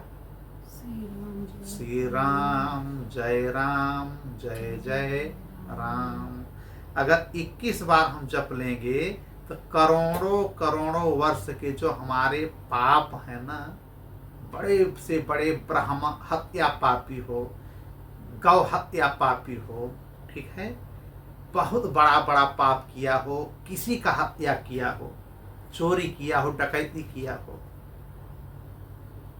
सारे पापों से मुक्त हो जाएगा। लेकिन इसका मतलब यह नहीं है कि डकैती करते रहो, लूट करते रहो, लोगों को मारते रहो और यह मंत्र पढ़ते रहो, ऐसा नहीं। उसके लिए फिर आपको अपने कुकर्म को छोड़ना पड़ेगा। यह शिव जी कहते हैं पार्वती से। तो 21 बार कहने से करोड़ों वर्ष के पाप, जैसे सूखी लकड़ी जल जाती है एक माचिस से, उसी प्रकार इस राम रक्षा, इस कवच, इस मंत्र से, श्री राम जय जय राम के मंत्र से सारे पापों का नाश हो जाता है। महापापी, महापातक वह शुद्ध हो जाता है, उसकी आत्मा पूर्ण रूप से भगवान की कथा में लग जाती है। ठीक है, यह जानना चाहिए। राम केवल हम वाल्मीकि राम कथा को नहीं ले चल, हम वाल्मीकि राम कथा के माध्यम से भगवान श्री राम के समस्त दिव्य गुणों का हम वर्णन करेंगे। 40 दिन लग जाए चाहे 45 दिन लग जाए, लेकिन हम राम कथा को राम कथा जैसे ही कहेंगे। जी। वाल्मीकि जी ने कहा है कि हमारी यह राम कथा वेद ही है, जो वेद है वही राम कथा है, जो गायत्री मंत्र है उसी का विस्तार राम कथा है। राम कथा बहुत ही मूल्यवान हमारी यह राष्ट्रीय निधि है। हर घर में राम श्रीमद् वाल्मीकि रामायण या रामचरितमानस होना चाहिए। कथा तो सबको मालूम है, लेकिन उसका मूल मंत्र मालूम होना चाहिए। श्री वाल्मीकि जी को ही सुन करके, उनका अध्ययन करके बड़े बड़े ऋषि, बड़े बड़े कवि हुए। वेद व्यास भी उनके ही फॉलोवर, अनुयायी हैं। काव्य, जैसे कहा गया ना कि काव्य बीज यही है प्रमुख रामायण। जी। जो वेदों का निरूपण है, यह रामायण में, रामकथा में पूर्ण रूप से निरूपित हो गया है। वेद जिस परम तत्व का उल्लेख करता है कि परम तत्व नारायण है, वही परम तत्व राम कथा में, रामायण में राम है, यह वाल्मीकि जी बताते हैं। जो स्कंद पुराण है, स्कंद पुराण में व्यास जी ने राम कथा को पूर्ण रूप से चर्चा में लाया है। बिना राम कथा की कोई चर्चा पूरी होती ही नहीं है। मैं बार बार कह रहा हूँ। युधिष्ठिर एक बार व्यास जी से कहते हैं कि आप कोई भगवान के विषय में, श्री राम जी के विषय में कुछ लिखिए। आज भी वह हस्तलिपि उपलब्ध है जो वेद व्यास जी ने अपने हाथों से संस्कृत में राम कथा को लिखा था। किसके कहने पे? युधिष्ठिर के कहने पे। उसका नाम क्या है? रामायण तात्पर्य दीपिका। क्या नाम है? रामायण तात्पर्य दीपिका। यह वेद व्यास जी ने, कृष्णद्वैपायन जी ने युधिष्ठिर के कहने पे लिखा था राम जी की कथा को। और फिर अध्यात्म रामायण इन्होंने लिखा वेद व्यास जी ने। किसके कहने पे? युधिष्ठिर के कहने पे। भागवत में भी सुखदेव जी ने राम कथा को सुनाया है राजा परीक्षित को। रामायण तात्पर्य जो दीपिका है, इसका उल्लेख आधुनिक युग में, मॉडर्न एज में भी हमको मिलता है। 1944 में बड़ौदा में यह प्रकाशित हुआ है। किसने किया है? दीवान बहादुर राम शास्त्री ने, जो बड़ौदा से प्रकाशित हुई थी रामायण तात्पर्य दीपिका। यह किसका है? वेद व्यास जी का ही है। तो राम कथा सैकड़ों है, लाखों है, करोड़ों है, महाकोटि रामायण है। महाभारत के द्रोण पर्व में वाल्मीकि के युद्ध कांड का वर्णन भी किया गया। महाभारत में भी है, वेद व्यास जी ने हर जगह लिखा है। अग्नि पुराण में हम रामायण का महात्मा बता रहे हैं कहाँ कहाँ है। जो अग्नि पुराण है उसमें 5 से लेकर के 13 अध्याय राम कथा ही है अग्नि पुराण में। गरुड़ पुराण भी है जी। गरुड़ पुराण में भी 141, 142, 143 अध्याय श्री राम जी की ही कथा के बारे में कहा गया है। हरिवंश में विष्णु पर्व में पूर्ण रूप से राम जी की लीला, राम जी का वर्णन किया गया है। श्री कृष्ण भी जब बचपन में थे राम बनते थे, ठीक है। और हरिवंश में सांब से लेकर के जितने यदुवंशी थे सब रामलीला नाटक खेलते थे। माने रामलीला का प्रचलन बहुत पहले से है। द्वापर में तो बहुत मिलता है इसका उल्लेख। व्यास जी श्री राम जी को मत्स्य पुराण में क्या कहते हैं? भार्गव सप्तम कहते हैं। राम जी का नाम क्या है? भार्गव सप्तम। और भागवत में राम जी को इन्होंने कहा है? क्या कहा है भैया?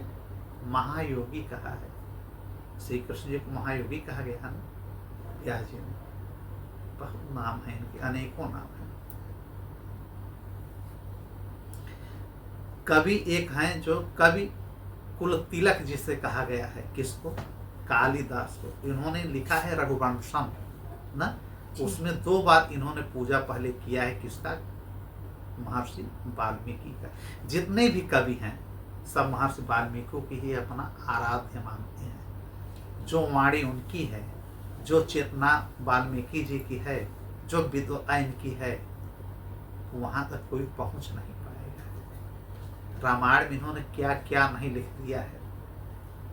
रामायण में ज्योतिष का ज्ञान दिया है, राजनीति का ज्ञान दिया है वाल्मीकि जी ने, तंत्र मंत्र का ज्ञान दिया है, शुभ अशुभ ग्रह नक्षत्रों का ज्ञान दिया है, वेद पुराण समस्त प्रकार के धर्म ग्रंथों का उल्लेख किया है, हनुमान जी को वाक्पटुता का उल्लेख किया है कि कहाँ किस प्रकार से उल्लेख करना है। ठीक, जी। हर प्रकार का उल्लेख हमारे रामायण के अंदर विद्यमान है। वाल्मीकि रामायण में वाल्मीकि जी ने बहुत सुंदर चित्रण किया है प्रकृति का, जंगलों का, पक्षियों का, समुद्रों का, ठीक है, जी। पशु पक्षी चिड़ियों का, बंदरों का, राक्षसों का, सबका संवाद बहुत अच्छे ढंग से इन्होंने लिखा है। प्राकृतिक चित्रण तो इन्होंने बहुत ही सुंदर ढंग से लिखा है वाल्मीकि जी ने। इसमें हनुमान जी की वार्तालाप बड़ा कुशलता पूर्वक इन्होंने दिखाया है। भाई जब लंका में जाते हैं हनुमान जी तो कितने अच्छे ढंग से सीता जी से संवाद करते हैं, रावण से कितने अच्छे से संवाद करते हैं, यह सब इन्होंने वाल्मीकि जी ने दर्शाया है। श्री राम जी का यात्रा कालिक मुहूर्त जब ये राजाभिषेक इनका होता है तो एक शुभ समय देखते हैं।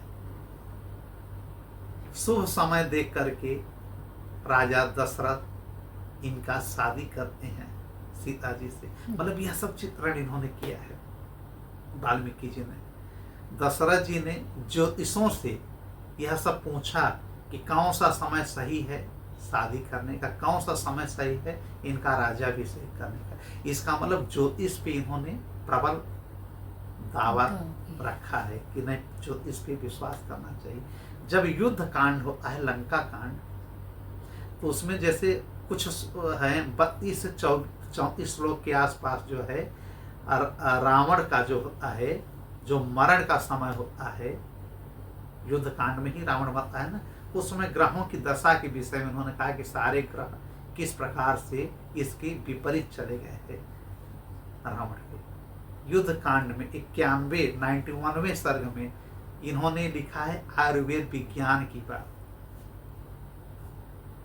जब लक्ष्मण जी को मूर्छा होती है तो कोई चमत्कार नहीं करते हैं प्रभु, कहते हैं जाओ वैद्य को लाओ, आयुर्वेद का इनको चिकित्सा करो। आजकल लोग कहते हैं भैया छू ला पंडित जी, हे भगवान छू ला, ऋषि संत महात्मा कोई चमत्कार करो, हमको दवा न खाना पड़े। प्रभु श्री राम की दवाई किए हैं, किसका, लक्ष्मण जी का। युद्ध कांड में ही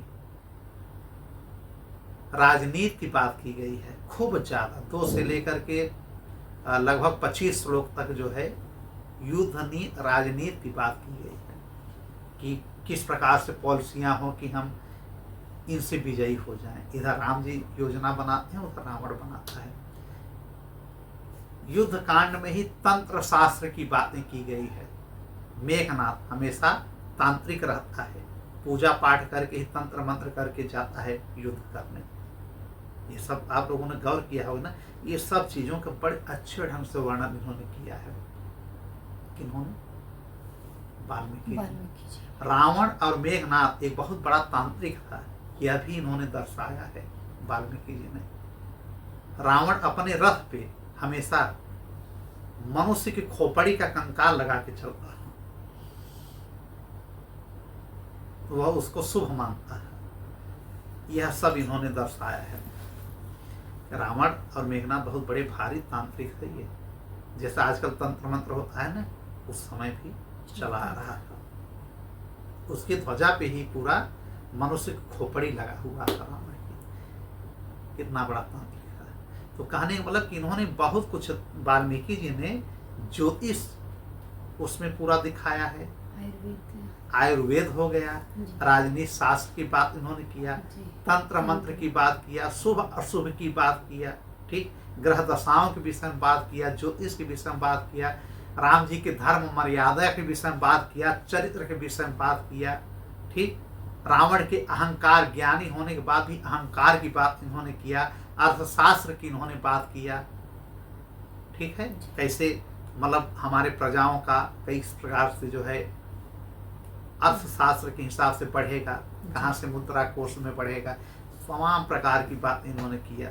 संस्कार की बात किया कि किस प्रकार से संस्कार होना चाहिए, किस प्रकार से कुशलता होनी चाहिए, कुशल मार्ग कैसे होने चाहिए, वेदों का पूर्ण रूप से अध्ययन के विषय में इन्होंने जोर दिया। मतलब वाल्मीकि रामायण में सब कुछ मिलेगा। श्री राम जी को उन्होंने पूर्ण रूप से परमात्मा के साथ साथ मनुष्य रूप में भी दिखाया है, पूर्ण रूप से शुद्ध तपस्वी के रूप में दिखाया है, मर्यादा में रहने वाले, धर्म का पालन करने वाले, अच्छे पुत्र, अच्छे पति, अच्छे राजा के रूप में इन्होंने दिखाया है। राम जी के शासन में कभी अकाल मृत्यु किसी की नहीं हुई, न कभी किसी को सांप डसा, न कोई गरीब रह गया था, न कोई भूखा रहता था, न कोई किसी का कभी बलात्कार किया, कोई एक पत्नी के अलावा दूसरी पत्नी को नहीं चाहता था। राम के युग में इस प्रकार की, इसीलिए कहा जाता है राम युग। तो यह सब वर्णन वाल्मीकि रामायण में वाल्मीकि जी ने किया है कि कैसे एक राजा होना चाहिए, कैसे पति पत्नी का आपस में एक निर्वाह होना चाहिए, एक भाई का, एक बेटे का, एक माता का, एक पिता का किस प्रकार से कर्तव्य होना चाहिए, एक ऋषि मुनि साधु संत को किस प्रकार से रहना चाहिए। जो गलत करता है, अहंकारी होता है, भले उसके सोने की लंका हो, उसकी 1 लाख पुत्र हो, रावण जैसा 1.25 लाख नाती हो और करोड़ों सैनिक हो, अगर वो गलत है, भले ब्राह्मण है, पंडित है, विद्वान है, लेकिन वो गलत करेगा, किसी की पत्नी पे हाथ डालेगा और साधु संतों का रक्त पिएगा, अहंकारी होगा, देवताओं के प्रति वह कुमार्गी होगा, तो वह मारा जाएगा। यह सब वाल्मीकि रामायण में इसका उल्लेख है, ठीक है। इस प्रकार से वाल्मीकि रामायण को लगभग 645 अध्याय इसमें है। वाल्मीकि रामायण में 645 अध्याय है और 24,000 श्लोक है, ठीक है। यह और 7 कांड है। कौन कौन कांड फिर से बता दीजिए। वाल्मीकि रामायण का पहला कांड है बाल कांड, जिसमें प्रभु का जन्म से लेकर के माता सीता से शादी तक होती है और अयोध्या वापस आते हैं और भरत जी चले जाते हैं अपने नाना के यहाँ, ठीक है। कितने अध्याय इसमें हैं बाल कांड में? 77।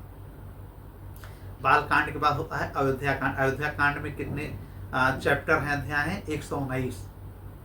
उसमें युवराज के बनने की बात होती है और युवराज न बन करके 14 वर्ष के लिए वनवास चले जाते हैं। ये सब अयोध्या कांड में आएगा। फिर आएगा अरण्य कांड। अरण्य कांड, अरण्य माने होता है जंगल। अरण्य कांड में कितने चैप्टर होते हैं? 75, ठीक है। जोड़ते जाइए कितने अध्याय हो रहे हैं, तो 75 हो गए। अब फिर होता है किष्किंधा कांड। किष्किंधा कांड, किष्किंधा कांड जिसमें कि बाली वगैरह मारा जाता है और राजा बनाए जाते हैं सुग्रीव। इसमें कितने होते हैं अध्याय? 67। किष्किंधा कांड के बाद कौन सा कांड है? युद्ध कांड, ठीक है। नहीं नहीं नहीं नहीं, किष्किंधा कांड के बाद आता है सुंदर कांड, जिसमें हनुमान जी जाते हैं मुद्रिका लेकर के, लांघते हैं समुद्र, सब योजन सीता मैया के पास जाते हैं ना। ये होता है 68 तक अध्याय। और फिर होता है युद्ध कांड, सबसे बड़ा युद्ध कांड होता है, जिसमें मेघनाथ से लेके सारे लोग मारे जाते हैं, कुंभकर्ण से लेकर के रावण तक मारा जाता है, सारे लोग मारे जाते हैं और इनकी वापसी होती है श्री प्रभु राम जी की। यह होता है 128 चैप्टर तक अध्याय। और युद्ध कांड के बाद क्या होता है? उत्तरकांड होता है। उत्तरकांड जिसमें सबका जवाब मिलता है, यह होता है 111 अध्याय तक। तो कुल मिलाकर के होते हैं 645 अध्याय और 24,000 श्लोक वाल्मीकि रामायण, ठीक है। ठीक है, आज के लिए बस इतना ही। बाकी आज 5 जुलाई है जी 2026। अब देखिए जुलाई से लेके अगस्त सितंबर तक जब तक चले हम लोगों का, हाँ, जी वो भी एक अमन बड़े प्यार से हम लोग धीरे धीरे सुनते जाएंगे राम कथा को। ठीक है, जी। बोलिए जय श्री राम, जय श्री श्री राम। श्री सीतारामाभ्याम नमः, श्रीमन नारायण श्रीमन नारायण। श्री मंगल।